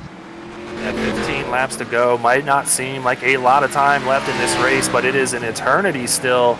He has a lot of time to make up ground, but that lead down to 8 seconds. The 82 knows that he's catching the 11. He's going to have to really turn some qualifying laps each lap, though, to make that gap up, as you see him go through 15 and 16 as smooth as could possibly be, maybe touching a little bit of outside wall there. Let's give you a lap time comparison. Jacob Smith running 124.6 the last lap, Adrian Schumacher going to come out with a 122.7 last lap, so he made up almost 2 seconds there on the 11. Yeah, fast with that racing that we saw as we check back in on Ed Shearer. That was your pick here today, as he's going to be sitting in that 12th position, racing for 11th with Timothy Latham. As we move back up front, Jacob Smith is trying to hold on to that lead, but even without traffic around him, looks like he's going to lose about 0.8 of a second this time by. Yeah, almost down to 7 seconds. So that also plays into, you know, the leader's mindset as well. He sees that 82 making up time, and that's got to be killing Jacob Smith, wondering where he's losing the time, ultimately hindering his lines. But right now, Jacob Smith is such a great road course driver. I have to imagine that he is cool, calm, and collected behind the wheel of that 11 machine. He knows what he's got to do to get this win, make it back-to-back wins for Murray, Reedy, Smith Road Racing. So we'll see if he can get the job done. Dean Brummett up to 14th, working on 13th of Bo Brady. Dean having a nice rebound after that for fourth lap incident, I believe it was. So great run by the 25 tonight. Yeah, and that is a sign of a driver that loves to run clean and just really make up the spots where he can. And that really fits Dean perfectly as one of the cleaner drivers from last season. In fact, I think it was the second cleanest driver in terms of the rating, the metrics there for that. And this is a track that if you keep that car clean, if you keep it out of trouble and just stay on the track and not really make many mistakes, you'll pass a lot of the drivers without even really having to try to, just because they'll start making the mistakes and you'll get around them pretty easily once they get out of shape in a turn, or even just kind of slow up and lose maybe 5 miles an hour into the next turn. Makes a huge difference, and you can get that pass pretty quickly. Well, giving you another lap time comparison, because that is what I'm loving to do lately, as we have a great race tonight for the right turn 125 here at the Roval. Jacob Smith ran a 123.5 last time. Adrian Schumacher running a 122.4. Dean Brummett unfortunately turning it around one there. Hopefully going to get out of there cleanly. Only losing a couple spots. Can still maybe salvage a top 15. That's my fault, Dean. I mentioned being clean and not making many mistakes. And yep, broadcaster on broadcaster curse on that one as we look back at Gabriel Ellison. We mentioned a little bit ago, kind of not really mentioning his name a whole lot today, but there he is in the 8th position. Good racing here for 11th with Ed Shearer in the 14, Timothy Latham in the 5 just in front of him, as they were very much nose to tail getting back onto that transition onto the banking. Well, we could be seeing exactly what we saw at the Watkins Glen race today. Spoiler alert for anybody who hasn't seen that race, but we saw Chase Elliott really running down Kyle Larson for a great end of that race. We could be seeing the same thing now as Adrian Schumacher is below 6 seconds back of Jacob Smith with 12 to go. So much time left in this race, and Schumacher is not letting up. He picked up another 6/10 that last lap, so he is not losing any ground to this 11, picking up every lap. Man, this is going to be a great finish here. 12 laps to go, coming up on 11 laps to go, and we see that speed difference there with Schumacher just making up some great time. A little bit further back in the field, Scott Healy got into the wall out of turn number 1. Looks like he's rolling again, though. No real issue there. But you can see that difference here with Schumacher. 10th faster on lap 39, 3/10 faster.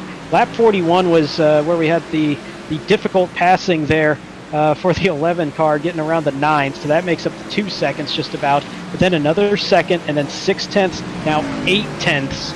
If we had that If we had that Amazon thing that they have on the Formula One broadcast, that pass probability, that would probably be showing about 95% right now with the rate that Schumacher's closing in. So I'm excited for this because this is going to be an absolute epic finish, which we haven't seen on Wednesday and Thursday. It was pretty much pure domination by Shearer and Daniel Bowdler in both of those races. Great road course racers heading out there and showing why. But right now we are going to have an epic battle between two epic road course racers here in the Cup Series, as Schumacher is down to 4.5 seconds back. He is coming with only 11 laps to go. Jacob Smith, a little bit of clear track ahead of him, but he's going to have some lap cars in his way here shortly. And I don't think it's going to be a huge difference, but you're looking at about, I want to say 3 or 4 laps difference on the tires.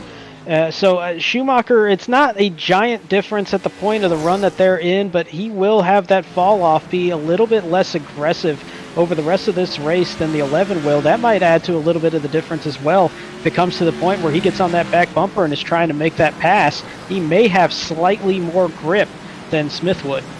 Jacob Smith got through there really good this time, put a little more gap between him and the 82, only a 0.4 of a second difference between lap times there, but the 82 can see that 11. He sees him getting bigger in his windshield. He knows that he is catching up to the 11. Scott Kowal just in front of Jacob Smith here, so I have to imagine Scott Kowal will make it easy for Jacob whenever he gets to him. Scott Kowal is the last car on the lead lap, sitting in 15th. So once he gets to him, we will have 14 cars on the lead lap. So a great showing by a lot of these Cup cars tonight. 55 laps, have that many cars on the lead lap is a great performance by these guys. Yeah, I mean, I think that's actually a fantastic showing for sure. We saw a little bit less than that on Thursday night, but a lot of that was with that blockage. There were a lot of drivers that lost about 30 seconds because of it. So I think we're seeing a good showing here when it comes to the road course for the first time this season for our Cup drivers. Really like what we're seeing, a lot of patience out on the track. I think there's only been a handful of guys that have really put themselves in trouble. But for the most part, we've seen a lot of good, clean racing when it comes to keeping it straight on the track. So coming back to the stripe here, just 4.7 seconds back for Schumacher. Going to see if he can make up some time through this chicane. Loses about a 10th. So Jacob really doing a great job through the chicanes, picking up some time on that 82. But the inside part of this track is where the 82 is really shining and making up a lot of time. You see him really gain some time here on the 11, picking up about 2 or 3/10 of a second there. Yeah, it is just chipping away. You see it there on your screen there to the left. He was only 3/10 of a second faster than Jacob that time. So like you mentioned, Brandon, those times starting to equalize. The tires are starting to equalize out to be about the same, and the times are not as wide of gap here. No, I mean, I really think that tire difference at this point is just going to be if it's a passing opportunity, just having that little bit more grip. But at the same time, yes, Jacob Smith had some hard racing there for a couple of laps. Adrian Schumacher having to really use up those tires as well, possibly even more than the 11. So it might be level just because of the amount that he's having to really push, trying to get to that 11 car. And part of how you can also tell is look at the interval now behind him. That went from about 4 or 5 seconds. Now it's a 10-second interval back from Schumacher to Lacey in third. So Adrian Schumacher really just saying, you know what, I got nothing to lose today. I'm going to go for it, push this car as hard as I can, try to get the win here tonight. Yeah, we're going to see just how much he gets out of this last chicane here. He's going to get good momentum out of 16. See that gap starting to shrink. That time by only 4/10 of a second faster, so still picking up time. It's under 4 seconds with 8 laps to go. He needs about half a second a lap to catch up to the 11. Definitely getting bigger in his windshield, only encouraging the 82 to drive harder and harder. Saw a big slowdown there into turn 3 for Jacob Smith, but he got a huge run out of turn 4, and it was an opposite story. It was a great entry, but a poor exit for 3 and 4 for Adrian Schumacher, and that opened up that gap a little bit more for Jacob Smith. It's a big run out of turn 8 back on the oval. That momentum all the way back to the backstretch here, chicane, is going to really benefit him. He picked up about 4/10 exiting turn 8. You can see right there Jacob Smith going into the chicane. That is the gap right there. He sees him. He's just got to get by this 23 machine here, and he's going to have him in his sights. Gets a good run out of the backstretch chicane. You're going to see that delta start shrinking a little bit more. We'll see just how well he gets through turns 15 and 16 here. Man, I love how he is just throwing this car around. It almost cost him in turn 4 last time by, but he is being so aggressive, trying to get as much out of this lap time as he can every single time by. He's risking this car just losing control with how hot he's getting back onto the throttle. As we'll see it here as he gets around Scott Kalal, now 1 lap down, as he makes his way into 3 and 4. And it's dicey, but if you really want to get into the throttle aggressively, you can make up a lot of time. But the counter to that is that exit that we saw last time by. He's going to be a little bit more gentle this time. This still fishtail it a little bit, but he's really being aggressive with this car, trying to close that gap. It's a crew chief in his ear just telling him there is still plenty of time in this race to make up that gap down to 3.4 seconds. Going to get out of 7, come through turn 8, try to get that momentum we saw last time. Not really doing so. We're going to see that delta widen. Jacob Smith beating him through that turn the last time. Jacob really running well, picking up these lap traffic in the right spot as he puts Craig Lautenslager another lap down. That gap growing back to 4 seconds. We're going to see if Jacob Smith can bring it home as he's coming back to the stripe with 6 laps to go.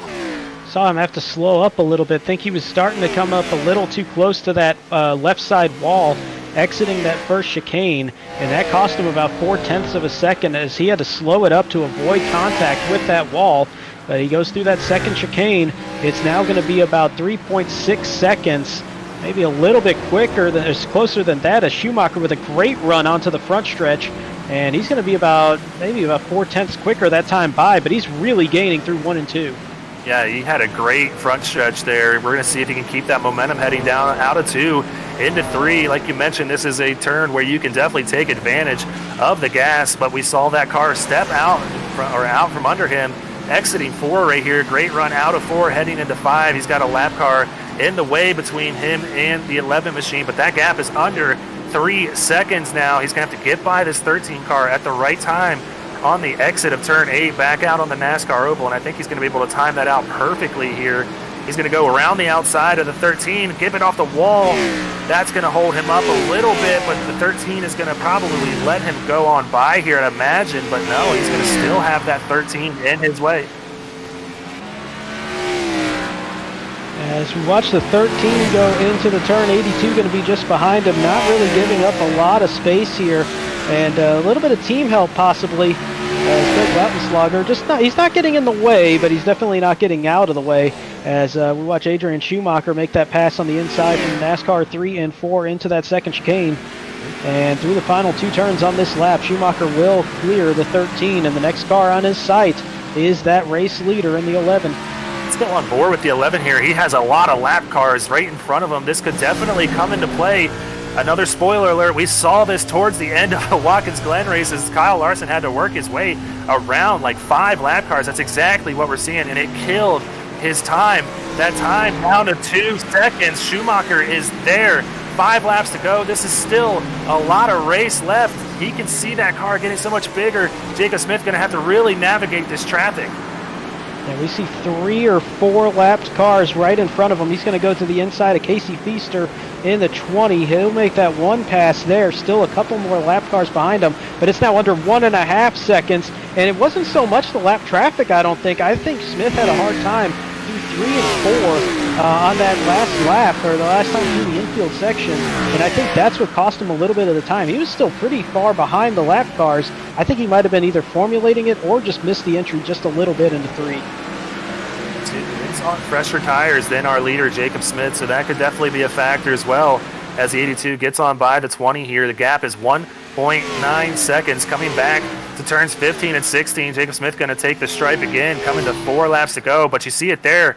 He's got Dean Brummett, Timothy Latham, the 55 of Jordan Sailors right in front of him. That's going to block the 82 back there a little bit, killing his run out of 16, helping the 11 here. But right here in front of the 11, there are cars locking up their brakes. Timothy Latham just in the way. That is closing the gap quickly down to 1.2 seconds. He is just 5 car lengths back. Nice pass there for Jacob Smith to get around Timothy Latham in the 5. And this is going to be the difficult point for Adrian Schumacher, as he's got 2 lapped cars now between he and the race leader, as he's going to be looking on the inside of Dean Brummett here in turn 6. So hard to do. He's going to have to wait to get back out on the NASCAR oval to get by these cars, but not losing too much time to Jacob Smith. Jacob just in front of that 5 car, so still able to get within a second. This is coming down to the very end. Oh my goodness, we're going to have a good one here as we got about a second between first and second place. So we got 3.5 laps to go. Dean going to lock him up, and that made me a little bit nervous because sometimes that car does not want to slow down if you just lock him. And probably a scary moment there for Adrian Schumacher in the 82 as he goes to the inside of Timothy Latham. And credit to Timothy Latham, by the way. He's done a great job of staying out of the way here of this race for the lead. Just giving up that space, but not really losing much time in the process. That's a bit of a skill in its own right, giving away that position to the race leaders. Look how close they are. We are down to 3 laps to go in the right turn 125, and this is an epic race that we were not expecting to see here at a road course. It's been pure domination by drivers at Wednesday's and Thursday's race, but that is not the case tonight. We have a race for the win coming down to the end. Somebody getting out of the way of these guys. Great move by them. Adrian Schumacher just 3 car lengths back. Oh man, we're down to 0.6 of a second, make it 0.5, make it 0.4 as Adrian Schumacher with a tremendous run as we get into the final couple turns in the infield section. And we're going to start to see this transition onto NASCAR 1. Recall what we saw about an hour ago with that little bit of contact that got the 82 car in some pretty good trouble there as he rebounded from it. But I wonder if that's going to come into play, or will Adrian Schumacher be thinking, you know what, I'm a racer in another series here, another division here in SRN. I don't want to be getting into that battle and maybe throwing the leader around. Or is he just going to say, you know what, go for it? It's a great run out of that backstretch chicane, and man, I know he wants that first win in SRN so badly. Wanting to do it here in the Cup Series too. He is there, just 0.3 behind Jacob Smith, really putting the pressure on the 11 as we come to the stripe with 2 laps to go. Both drivers hitting their marks. Oh, Adrian really gets loose there. That's going to kill his time a little bit, but he's able to get it back here heading into the turn 1. Really gets a good turn there. We're going to head into turn 2 here. Jacob Smith getting a good run out of 2 as we head into the really tough spot of the track, 3 and 4. And like you mentioned, 5 and 6 is where we saw that bump earlier that spun the 82 around. We're going to have a race to the finish here as the 82 really leaning on the 11. And the infield portion of the track has been all 82 when it comes to this battle over the last stint, as this race has closed down to now about 1/4 of a second between first and second. Smith has been a little bit quicker the last few laps on transitioning back onto the NASCAR oval. See if he can recreate that. Maybe a little contact might have here, though. Brandon, we got a race for the lead here. He's got the momentum, the 82 on the 11. He's going to not give him the spot, though. The 11 going to really cut all the momentum. 82 going to try and get a good entrance into that first chicane. Really try to make up some time that he lost after the 11 kind of killed the air on the nose there. They get both through there cleanly. 82 going to try and exit much smoother as he gets good momentum on the 11. Really gets a good run heading down into the front stretch chicane, turns 15 and 16. You mentioned it earlier, I'm getting Truex and Johnson vibes once again here from what we saw in real life on the Roval the first year. We might have another one of those kind of finishes, so I wouldn't even count out Landon Lacey as close as this racing has been getting in. Third place driver might take it because we're seeing great racing getting to the infield for the final time. White flag here, 82 taking a look to the inside, making a pass in turn 2 for the lead here, heading side by side into turn 3. These drivers are battling. The 11 going to try to lean off of the 82. He's going to have the prime position. Oh, he gets into the 82.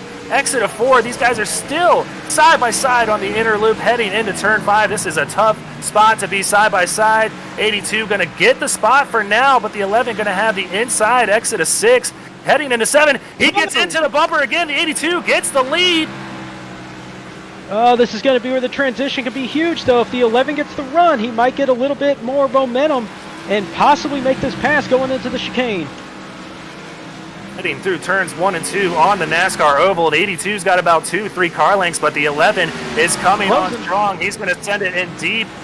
Oh, boy, they're going to make contact here. The 11, the 82, both Missing the chicane. The 11 missing the chicane. That's going to be a time penalty. The 82 is just going to exit cleanly, and the 82 is going to have this race. As you see the 11 falling back about 1 or 2 seconds, all he's got to do is have a clean 15 and 16, and we will see a first-time winner out of the UK too. Adrian Schumacher, one of the best racing names in the sport. He is going to be your winner tonight for the right turn 125. Jacob Smith going to be second.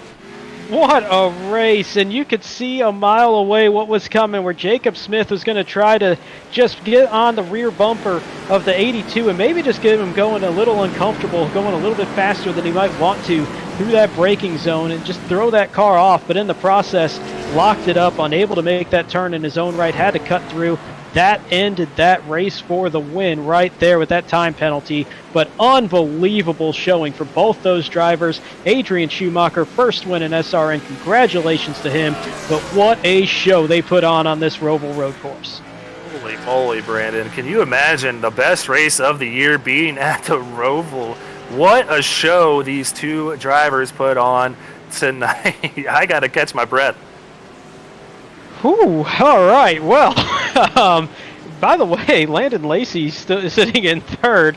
So another one of those strong showings for a Xfinity driver here tonight. So we got 2 of them in the top 3 as we watch this final victory lap going for our top 2 drivers. Is Jacob Smith in second, and there's Adrian Schumacher, race winner, making his way through the chicane where he won this race. Making that pass for holding off that pass for the win. Really, yeah, I guess technically making the pass for the win as he had to go around the time penalty for Jacob Smith. But what a finish we saw at Charlotte. Oh my goodness, it was absolutely an amazing race. I hope you guys at home enjoyed that. These two put on an absolute show that I'm not going to lie, I was not expecting to see tonight. I was expecting somebody to just dominate like we saw all week, but man, what an awesome race. You know, we saw it. This is a bit of an unconventional celebration lap as he is just celebrating in reverse out there on the track, man. He is so excited. I love seeing it, though. It's something different here on SRN. I need to know a British dessert so we can call it that instead of the donut, going backwards there out of the UK for Adrian Schumacher and celebrating this win. And you talk about how exciting it was. I'll reference... You're one of your guys there, Pat McAfee, always like standing up on things. I was standing up the last 5 laps there with as close as this was, just with that excitement. Great race. Yeah, to come back for after being spun early on in the race makes a he kept his head down and picked up spots and picked up time where he could, and battled one of the best on road courses to come home with the win. You see it there. Our results are on your screen. Adrian Schumacher, I just love saying that name, gonna be in first. And I see the flag too out of the United Kingdom. Something new for us here on the SRN. Congratulations to him. Jacob Smith gonna be in second. Landon Lacey gonna round out our podium finishes. Kyle Benson with a strong 4th place finish, and Joshua Balliet gonna come home with a top 5. Right behind them, 6th place, Dalton Tucker. 7th place, Scott Healy. 8th place, points. 2nd place driver coming into this race, Reese Schaefer out of Tank Racing. He'll be in 8th. Gabriel Ellison, a quiet but consistent 9th place finish there tonight. And points leader, James Holzer, will be rounding out the top 10. Edward Shearer out of the Truck Series, a great run for him tonight, finishing 11th as an independent. Nick Gowen, great run for him, needed some points, finishing 12th. Dean Brummett, good rebound after fourth lap or lap 4 incident with him and Joseph DuPont, going to come home in 13th. 14th going to be Timothy Latham, and 15th going to be Bo Brady. And 16th place, we'll have Scott Kalal. 17th, Michael Politis. 18th, Seth Berger, one of our top 5 drivers in the point standings, entering this race. 19th place, Christopher Lawrence. And in 20th place, rounding out that top half of the grid, is going to be Jovi Ray. All right, well, Brandon, I'm going to have to ask our producer if we could just take a quick collective breath before we get into the post-race interviews. We see somebody taking a jump over the Heartburn Turn. I don't know why I want to call it that so bad, but it's not going to have Shawn Michaels' face on it. No, not at all. But I'm going to take a deep breath before we bring Landon Lacey in the booth, because that was awesome. So, all right, let's go ahead and bring Landon Lacey up into the booth. Landon, it is Greg Olenek and Brandon Domain up here in your SRN booth. Tell us about your top 3 finish, bud. Well, I mean, it didn't start off the way I wanted to. 14 kind of missed turn 1 and got into us, but after that, just settled in, tried to make sure I didn't run the rear tires off of it, and just get what I could with the damage I had. And having the race on Thursday as well, it was interesting because there's actually shorter runs here tonight. Did it feel like that was kind of playing into anything where you can kind of go and push the car a little bit more, or was it still just kind of a consistency thing, just trying to stay conservative even with the shorter runs?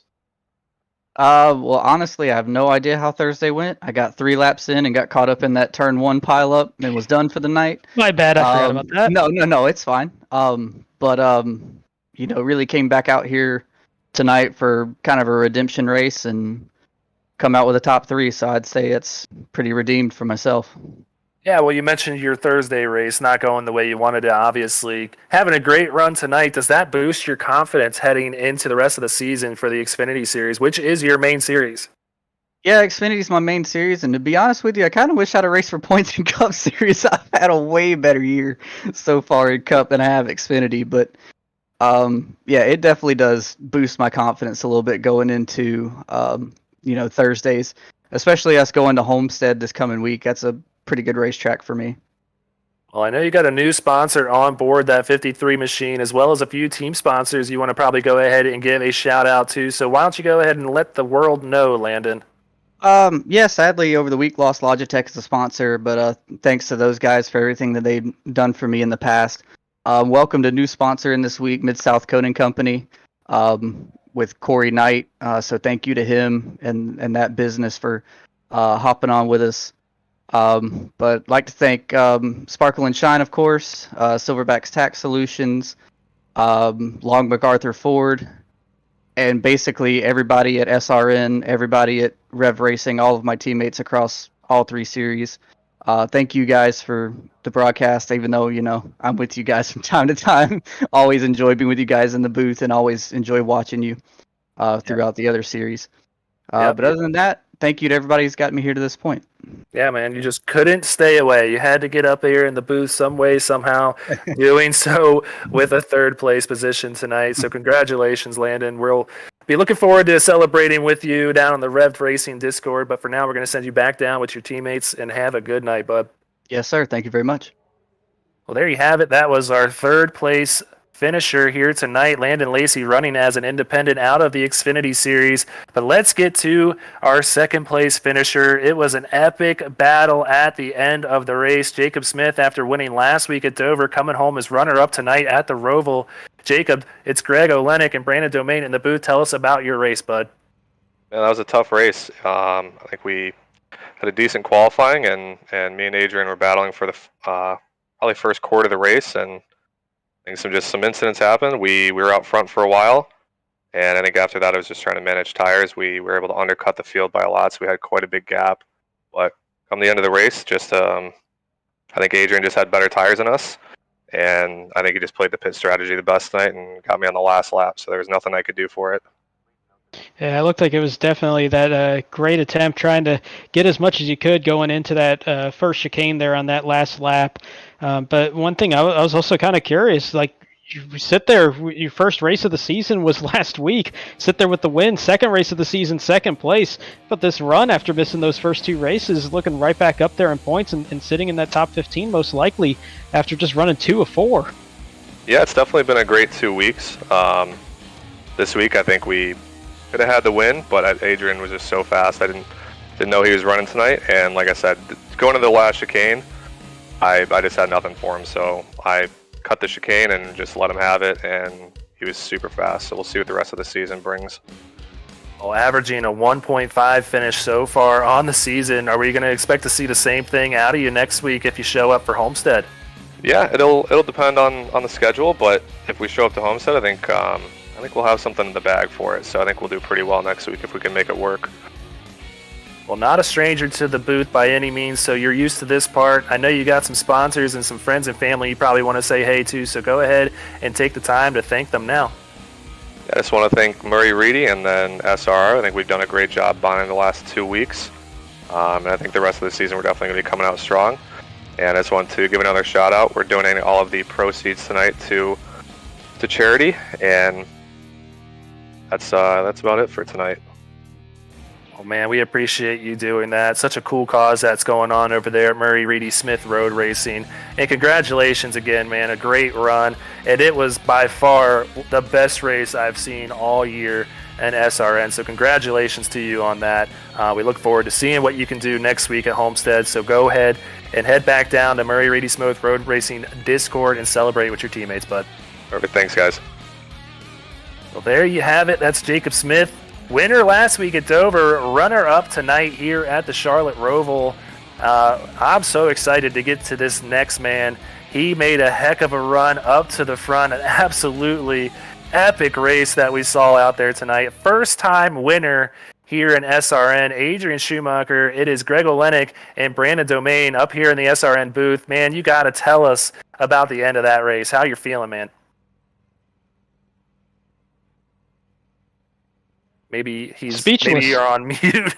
I can't hear you, Adrian, if you can hear us. You know, it's really late in the UK, so maybe just the excitement and the little bit of sleep deprivation got there. And he's killing me. I know that he has got to be so excited with that performance tonight, but unfortunately it doesn't seem like we have his mic here on the post-race interviews. We're going to try and maybe wait a couple more seconds, see if it's on his end. We're trying everything we can over here on our end. Adrian, it's Greg Olenek and Brandon Domain up here in the booth. You got a copy? All right.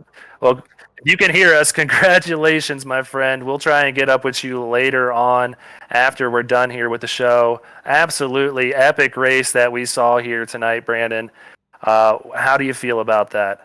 And that was just absolutely incredible. That probably one of the most exciting last couple of laps that we've ever seen at SRN, even throwing in races at like Daytona and Talladega, just with the way that everything happened there, just incredible racing that we saw. Yeah, you know, I came into tonight thinking we were going to see pure domination by one driver.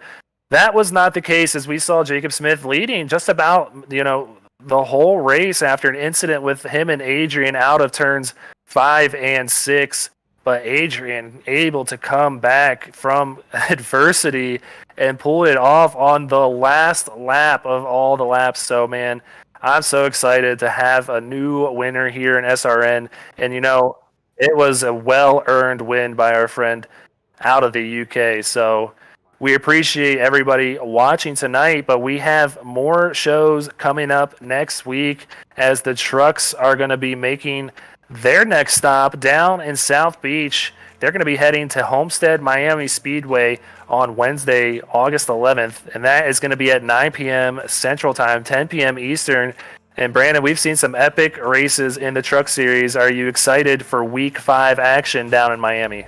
So excited, and it's a complete 180 from what we just saw this week at the Roval, where passing opportunities were pretty rare. You had to take them when you could, and just kind of wait for those moments. At Homestead, you're going to be seeing 3-4 wide possibly. You're going to see a whole lot of lines being used going around those turns that have the progressive banking. Going to be a lot similar to what we saw in Kansas. We know how great that race was. Hopefully going to see something very similar this week in Homestead.